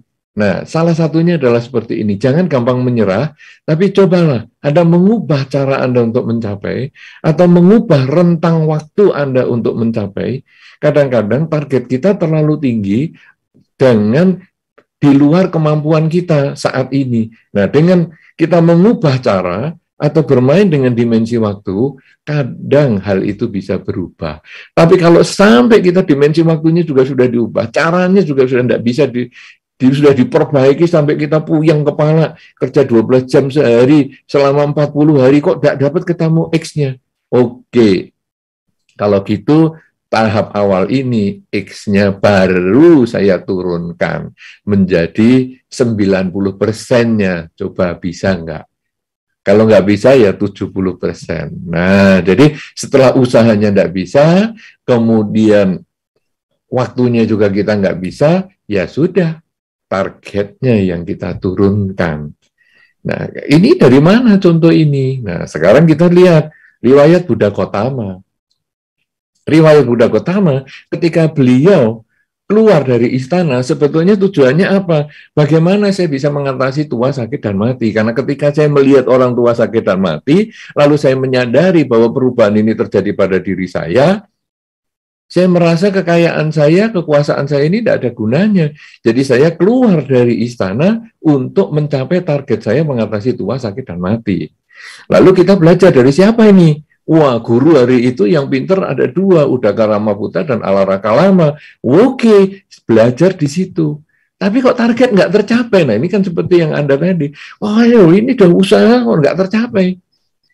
Kemudian, waduh, ganti guru aja, nggak bisa ini 2 guru ini nggak bisa. Sekarang belajar sendiri berpuasa sampai 6 tahun melatih dirinya dengan keras sekali sampai kurus kering begitu. Kok nggak tercapai juga? Targetnya tetap dijalani, tapi tidak tercapai. Pakai guru yang hebat nggak tercapai, pakai perjuangan keras juga nggak tercapai. Kemudian belum mengubah sistem. Wah, sistem ini kita harus perbaiki, sistem jalan tengah ini. Kita ya enggak usah sampai latihan keras-kerasan begitu, kita pakai coba jalan biasa saja, makan sebelum jam 12 siang misalnya, kemudian latihan meditasi, berjalan, duduk, berdiri, berbaring, kita latihan meditasi dan seterusnya. Nah, kemudian beliau latihan sendiri dengan resiko 5 temannya pergi semua. Aduh, ini pertama Gotama nggak bisa ini. Nggak bisa diikuti, sudah berbeda ini dengan kebiasaannya, nggak sekeras itu. Tapi justru beliau melihat sistem ini diubah, justru membuat batin menjadi tenang, karena kecukupan badannya kebutuhannya sudah tercukupi, batin menjadi tenang, dan akhirnya beliau mencapai kesucian. Dan kesucian yang targetnya tadi itu, akhirnya bisa dibagikan kepada 5 pertama yang akhirnya mengagumi juga. Oh, bisa ya ternyata cara itu. Nah, jadi artinya bahwa kita kalau ada target yang belum tercapai, jangan menyerah, berjuang dulu, diusahakan dulu. Tapi kalau nggak bisa, terpaksa targetnya diturunkan sedikit, tapi jangan terus nyerah, ya sudahlah, nggak mungkin bisa aku. Tetap bisa, cuman kadang butuh waktu dan usaha yang lebih keras. Nah, guru Buddha Gotama sudah mencontohkan seperti itu, bahwa perjuangan yang keras dengan perubahan sistem sehingga membuat beliau mencapai pencerahan, maka kita sebagai muridnya juga perlu mengikuti gaya guru Buddha tersebut, sehingga kita jangan gampang menyerah, berjuang terus-menerus untuk mencapai cita-cita yang sudah kita tetapkan sebelumnya. Inilah yang bisa saya sampaikan. Terima kasih, saya kembalikan kepada Ibu Nancy. Ya, terima kasih Bante atas jawabannya yang luar biasa ya. Nah, menarik ya teman-teman ya, Bapak Ibu, saudara-saudari yang hadir malam ini ya. Waduh, saya bisa pahami semangat dan antusias yang luar biasa dari Anda semua. Sekali lagi, kami dari panitia dan tentunya saya juga pribadi memohon maaf ya kepada Anda semua atas pertanyaan-pertanyaan yang belum sempat terjawab, dan terutama untuk yang sudah hadir di Zoom dan sudah raise hand dari tadi ya, itu tangannya capek kali ya diangkat terus ya. Untungnya virtual ya, itu positifnya ya. Oke, nah Bante nih, menyikapi tadi apa uraian sudah disampaikan ya, saya tertarik dengan pertanyaan yang tadi sebelum terakhir Bante mengenai kepada sepuh ya, bagaimana kita mengajarkan pelepasan ini ya. Kebetulan saya baru mengalami nih Bante, ini sekalian sharing buat teman-teman sekalian ya. Ini nyata, saya baru ngalamin, baru beberapa hari. Nah, saya mengantar mama saya ke bank. Nah, sampai di bank, dia itu merasa dianya seperti tertipu. Merasa seperti tertipu oleh pihak bank yang dulu, yang merek A, terus kemudian karena situasi berubah, akhirnya bank ini berubah nama menjadi B, C, D gitulah ya, demikian. Lalu kemudian yang pada saat di A ini, dia mengalami satu kejadian yang menurut dia itu nggak nyaman. Nah, dia bilang, tuh kan benar, saya itu sudah merasa bahwa ini gini-gini. Nah, semakin dia pikir begitu, akhirnya ya udah oke, mari kita ke bank tersebut dan kita cari konfirmasi ya. Lalu kemudian kita sampai di bank sana, yang terjadi adalah pihak yang baru, ya sudah pasti teman-teman tahu ya, diomel-omelin ya, diomel-omelin, padahal itu bukan kesalahan dari yang baru, itu karena kejadian yang lama. Dan ternyata setelah dicek, betul ada kejadian, yaitu bahwa ternyata dana ini berpindah tanpa dipahami betul oleh mama saya. Nah, lalu kemudian yang terjadi adalah yaitu tadi mengingat kejadian yang sudah lewat itu, yaitu dari 2019 ya, akhirnya yang terjadi adalah ini ya, marah, kesel, wah itu jadi mulai kan kita merasa ya wah udah mulai panas. Nah disinilah saya belajar, oh bagus, saya punya pemikiran. Kalau dulu sebelum berlatih ya Bante ya, saya mungkin mudah, gimana sih itu kan udah lewat, wah mungkin mental saya nih yang dulu itu wah pasti akan ikut-ikutan gitu ya. Nah ketika saya sudah berlatih dan akhirnya saya bisa memahami dan saya mengambil, ini kesempatan nih untuk berbuat baik kepada orang tua saya, kepada ibu saya, bagus ada kesempatan begini. Dan saat itu juga otomatis tuh saya shortcut ya, itu seperti tadi Bante sampaikan, memang begini, memang sekarang sedang terjadi begini. Ketika shortcut itu terjadi, wah, langsung batin saya itu jadi lebih tenang, sehingga saya bisa memikirkan solusinya apa. Lalu yang saya katakan, saya elus-elus, ya, saya elus-elus mama saya, iya ma. Jadi saya nggak bilang, nggak boleh marah, nggak boleh ini. Coba ya, kita aja kalau lagi marah, lagi kesel, diomongin begitu gimana? Tambah marah ya, tambah kesel. Nah, jadi yang saya lakukan kepada mama saya pahami bahwa ini wajar dia alami. Ya, izinkan diri kita untuk bersedih, izinkan diri kita untuk marah. Tapi sekali lagi, yang tadi sudah dijelaskan oleh Bante, ingat, bila situasi yang nggak nyaman ini terus berlanjut dan akhirnya membuat hidup kita terpuruk dan terjatuh ke dalam sumur penderitaan yang kita gali sendiri, ruginya di kita sendiri ya. Nah, jadi saat itu yang saya lakukan kepada orang tua saya, ada kepada ibu saya, ya saya elus dia, saya bilang iya ma, iya. Saya cukup iya aja. Iya. Dan akhirnya dia tenang sendiri. Setelah tenang, kemudian ya setelah sudah selesai diurus, lalu kemudian saya tanya dia, "Mah, aku mau nanya, kalau mama marah wajar sih, karena kan ya merasa dibohongin ya kan. Cuman aku mau tanya mama kan sekarang merasa kesel, yang gak enak kan yang rugi mama ya. Nah, kalau misalnya nih, walau kejadiannya sudah lewat, tapi mama kita bisa senyum, kita bisa tertawa, kita bisa bilang, ya saya dulu ya masih bodoh sepertinya, akhirnya sampai tertipu. Saya kan jadi kita mentertawakan kebodohan kita, dan akhirnya mama saya ikut tertawa bareng saya. Nah, jadi saya ajak dia dengan cara-cara yang ya lebih kreatif lah untuk membuat dia bisa lebih tertawa. Jadi so menarik sekali ya. Terima kasih ya Bante untuk pemaparannya yang luar biasa. Saya jadi ingat kejadian itu, dan saya perlu berbagi kebahagiaan ini kepada teman-teman semua. Bisa diusahakan ya. Ketika Anda berpikir ini tidak bisa dirubah, maka kita akan punya namanya fixed mindset. Dan sebagai seorang praktisi hipnoterapi dan praktisi seorang brain based coaching ya. Jadi coaching pelatihan yang berdasarkan kerja kinerja otak. Nah, ini apa yang disampaikan Bante ini luar biasa banget. Ketika kita nih ya, seperti tadi ya Bante ya, kalau bisa bilang, oh saya kesel sama dia. Ya, saya merasa sebenarnya yang kesel itu Anda sendiri karena harapan Anda yang tidak terpenuhi, tidak tercapai. Nah, itu adalah bonus yang timbul akibat itu, ya. Jadi, sebenarnya ketika kita mampu mengenali itu lalu kita shortcut. Kalau kita nggak shortcut, kita bilang, "Kenapa sih dia begini? Kenapa sih dia begitu?" Wah, pikiran kita ini akan terus mencari untuk yang disalah-salahkan, mencari korban-korban selanjutnya ya, Bante ya. Nah, lalu kemudian kalau kita mau bisa untuk sadari, lalu shortcut, lalu kita oke, memang sekarang lagi terjadi begini, memang dia begitu, memang dia demikian, memang dia begitu. Akhirnya kita apa? Men-stop otak kita, men-stop pikiran kita saat itu untuk apa? Mencari, menggali-gali hal-hal yang jelek-jelek lagi untuk kita keluarkan. Jadi so menarik sekali. Nah Bante, cuman kan ini ya, kayaknya nih sepertinya itu mudah ya untuk secara teori ya Bante ya. Betul ya? Ya saya juga paham sih secara praktek juga nggak mudah ya. Nah cuman dengan semakin praktek, percaya ya teman-teman ya, saya juga udah alami sendiri bahwa yaitu dengan kita terus praktek, maka ini akan menjadi satu keterampilan. Kita semakin terampil dalam hal melepas ini, mau fisik ataupun mental. Nah, cuman nih Bante mau minta saran-saran yang lebih mudah nih mungkin dari Bante ya. Selain itu tadi, memang dia begitu begini, cuma kan nggak mudah tuh kok lagi kesel tuh, lagi marah ya kan? Terus ibaratnya langsung sadar, memang dia begini, memang dia begitu. Kayaknya rasanya nggak mungkin, udah terlanjur termotivasi, terbakar sama yang semua yang negatif-negatif ya Bante ya. Nah, bagaimana nih, ada satu tips mungkin yang shortcutnya itu yang untuk supaya kita itu sadar saat itu juga dan akhirnya mampu mengganti pikiran kita ke itu tadi yang memang begini, memang begitu. Ya Bante, boleh mungkin ya Bante berikan saran tips lagi, silakan Bante. Iya, jadi sebetulnya memang seperti yang Ibu Nancy sampaikan tadi ya, bahwa pikiran ini butuh latihan.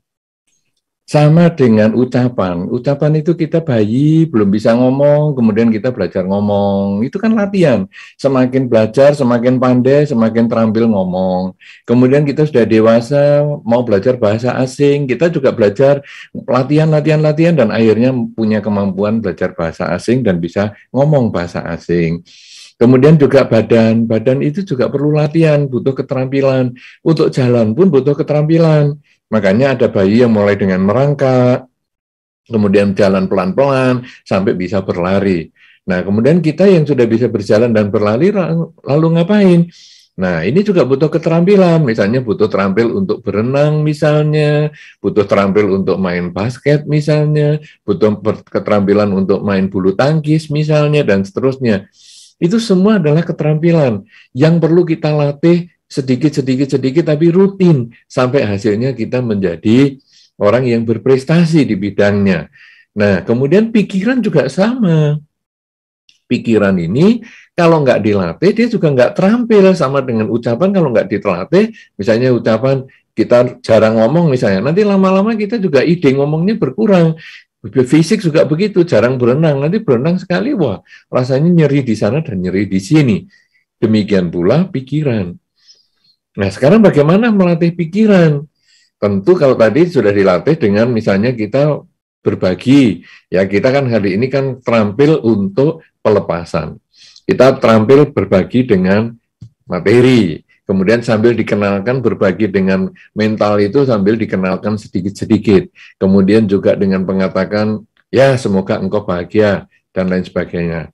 Nah, kalau kita tadi sudah berkali-kali menyebutkan tentang 3 bagian waktu, masa lalu, masa sekarang, dan masa depan, sebetulnya yang bikin masalah di kita itu selalu masa lalu dan masa depan. Jadi masa lalu seperti penanya yang sebelumnya tadi, aku tuh kok enggak pernah bisa mencapai ya targetku. Nah, itu berbicara masa lalu. Kemudian kalau tadi ada ibu yang ditinggal pasangan hidup itu, aku gimana nanti masa depanku? Ya, karena aduh rasanya kok jadi enggak punya tujuan hidup. Nah, ini masa depan. Padahal sekarang kenyataan ini adalah saat ini. Masa lalu adalah kenyataan yang sudah lewat. Masa depan kenyataan yang belum datang. Jadi untuk lebih shortcut lagi, agar batin langsung menjadi tenang, adalah kita mengulang kalimat, saat ini saya sedang apa sih? Saat ini saya sedang apa?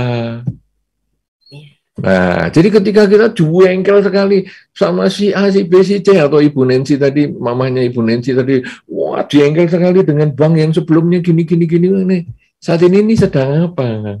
Saat ini kita sedang duduk di bank sini. Saat ini kita sudah menghadapi kasus ini. Kamu kalau kembali mundur lagi, dulu saya gini gitu, dulu saya kok terlalu percaya gini. Apa memperbaiki situasi, yang ada malah justru kita jengkel sekali, dan kejengkelan kita itu menimbulkan denyut jantung kita makin kencang, tekanan darah makin tinggi, dan akhirnya kita malah jadi sakit sendiri. Tapi dengan saat ini saya sedang apa? Oh, saat ini saya sedang duduk, saat ini saya sedang membaca, saat ini saya sedang berpikir, saat ini saya sedang melihat, saat ini saya sedang berbicara, saat ini saya sedang telepon misalnya, saat ini saya sedang nonton televisi misalnya, dan seterusnya. Maka batin menjadi langsung tenang karena langsung kembali pada kenyataan saat ini. Nah, kalau sudah kenyataan saat ini baru masuk ke ya sudah, memang itu sudah milik masa lalu, atau ya sudahlah, itu kan masih masa depan. Sekarang yang penting kita perbaiki sekarang ini supaya masa depan menjadi bahagia. Ya itu sudah masa lalu, ya yang penting sekarang kita perbaiki saat ini supaya nanti di masa lalu sudah seperti itu, sekarang jangan terulang lagi karena itu menjadi pelajaran. Nah, jadi kita mengulang di dalam batin sering-sering juga, saat ini saya sedang apa. Dan itu saya menyarankan ditulis di HP kita. Begitu HP-nya kita buka, kemudian kita lihat ada wallpaper-nya, saat ini saya sedang apa. Kemudian di depan meja kerja kita boleh tulis juga, saat ini sedang apa. Kemudian wallpaper untuk monitor kita juga boleh, saat ini sedang apa. Sehingga setiap kali kita emosi, yang muncul adalah saat ini sedang apa. Begitu kita sadar, kita langsung emosinya turun, karena yang bikin emosi hanyalah masa lalu ataupun masa depan. Ya, begitu kita sadar saat ini, batin bisa melepas secara bertahap juga. Karena semua ini butuh latihan, butuh waktu. Ya, Anda bisa berjalan seperti hari ini, tidak langsung lahir langsung jalan, tapi juga berjalan, berlatih pelan-pelan. Anda bisa ngomong seperti hari ini, juga itu latihan, pelan-pelan, bertahap semua. Demikian pula, pikiran mampu melepas, itu juga bertahap. Tidak bisa langsung melepas karena ketamaan, kebencian, kegelapan batin masih cukup tebal di dalam diri kita. Butuh latihan, tapi sekali Anda berlatih, sekali Anda melangkah, 1000 langkah di perjalanan sudah berkurang 1, tinggal sedikit lagi Anda berjalan sampai akhirnya di ujung jalan, yaitu tujuan Anda, batin terbebas dari ketamaan, kebencian, dan kegelapan. Begitu, silakan Ibu Nancy, terima kasih. Ya Bante, terima kasih. Intinya adalah belajar, ya, belajarnya tentu yang baik-baik ya, seperti saat ini. Belajar, lalu apa? Praktek, berlatih. Karena Anda mau belajar apapun dengan guru terhebat sekalipun, kalau cuma belajar doang itu hanya akan menjadi teori ya. Tapi ketika Anda mau terus berlatih dan praktek, maka Anda akan menjadikan teori tersebut adalah satu skill, satu keterampilan yang Anda kuasai. Nah, Bante di penghujung acara, silakan kami mohon kepada Bante untuk memberikan closing statement kepada kami semua. Silakan Bante.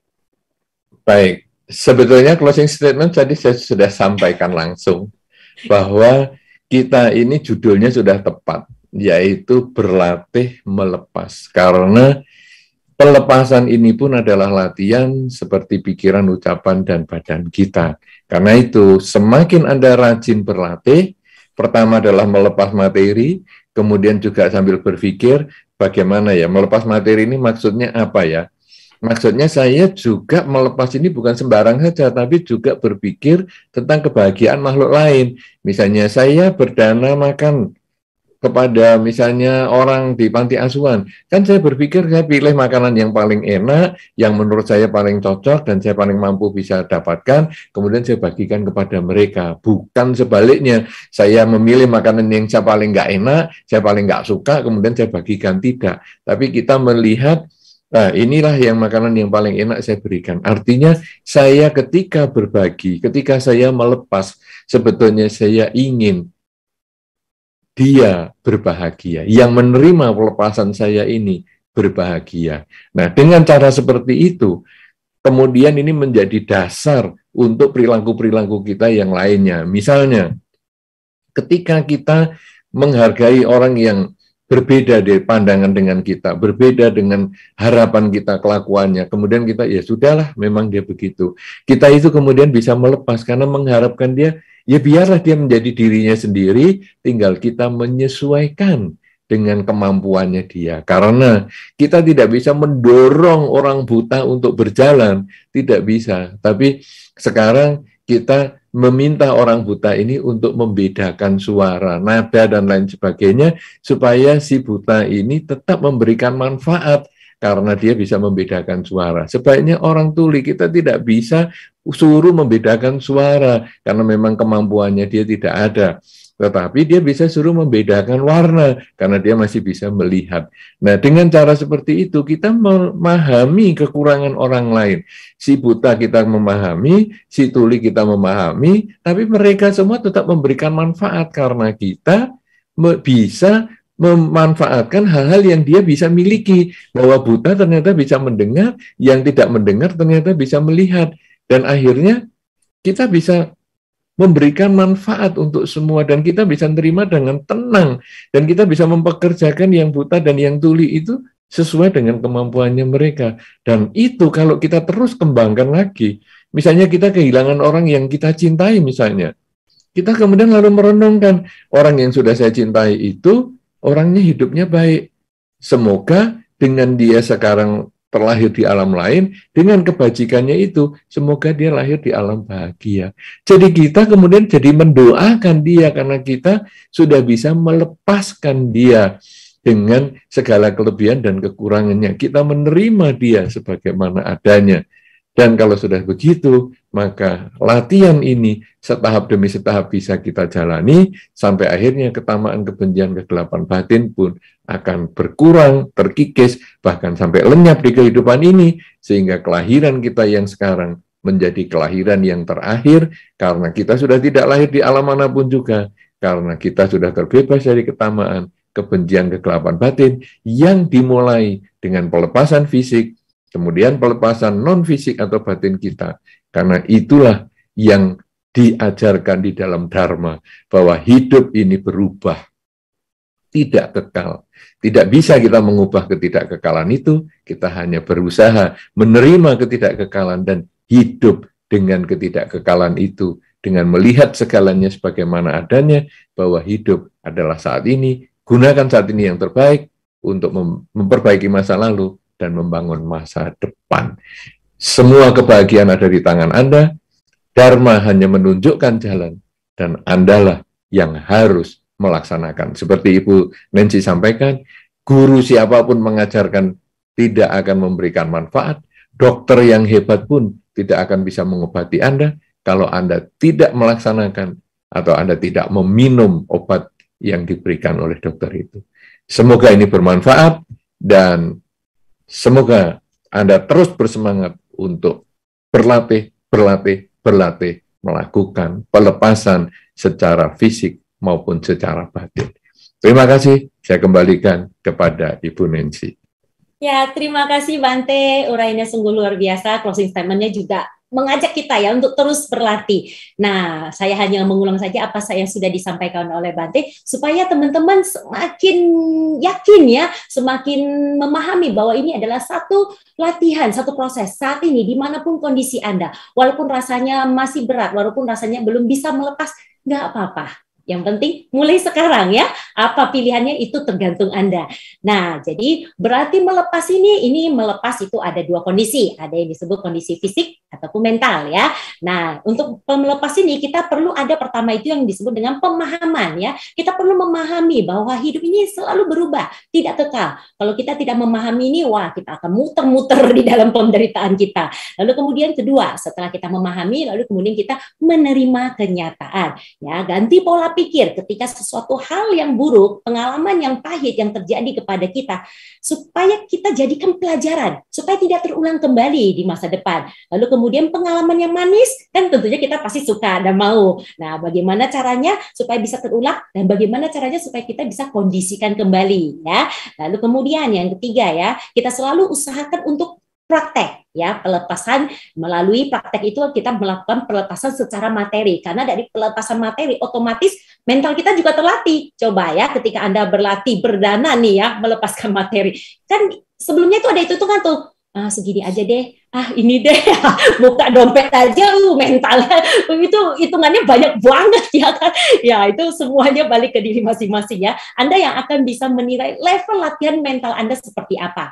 Dan juga sudah disampaikan caranya nih, supaya kita tidak terjebak sama masa lalu kita, ya tidak terjebak sama masa depannya juga belum terjadi. Kita fokus di masa sekarang, karena di masa sekarang nih kita baru bisa menentukan ya bagaimana kita sekarang dan ke depannya. Jadi untuk semakin meningkatkan kesadaran kita, teman-teman bisa nih shortcut pikirannya itu, latih pikirannya itu dengan cara kalimat pertanyaan tadi ya, saat ini saya sedang apa? Nah, ini saya juga nih ya, saya mengikuti saran Bante, saya tempel nih stikernya di pintu, di kaca, di cermin, saya tempel di Bante. Jadi waktu ketika saya pasang pertama kali, sehabis berlatih di Balarejo, itu anak saya bingung, Mama ngapain tempel ini semua? Iya, Mama mau melatih pikiran ya, supaya bisa berkesadaran. Jadi itu ya, ketika saya latih, jadi makin terlatih. Otomatis ketika marah atau kesel, kayak tadi hampir terpicu ya sama tindakan apa yang dilakukan oleh mama saya, karena dia marah-marahin orang yang sebenarnya bukan melakukan hal itu ke dia. Jadi saya otomatis tuh terpicu, kesel ya, otomatis aduh pengennya tuh, Ma, bukan salah dia, ini itu ya. Tapi akhirnya saat ini saya sedang apa? Oh ya udah, akhirnya saya memahami, oh ya mama wajar begini karena kan dia belum berlatih ya, belum punya kesempatan baik seperti saya belajar, berlatih, sering pulang kampung ke Balarejo ya. Nah, jadi akhirnya saya bisa, saat ini saya sedang apa? Saya mengamati diri saya, kondisi mental saya, fisik saya.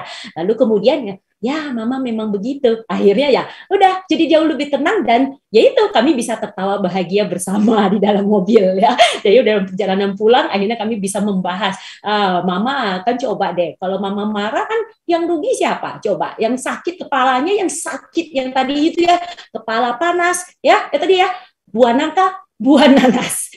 Ya kalau Anda tidak bisa melepas, kepala panas ya, hati panas, dan hidup dipenuhi dengan tangisan ya.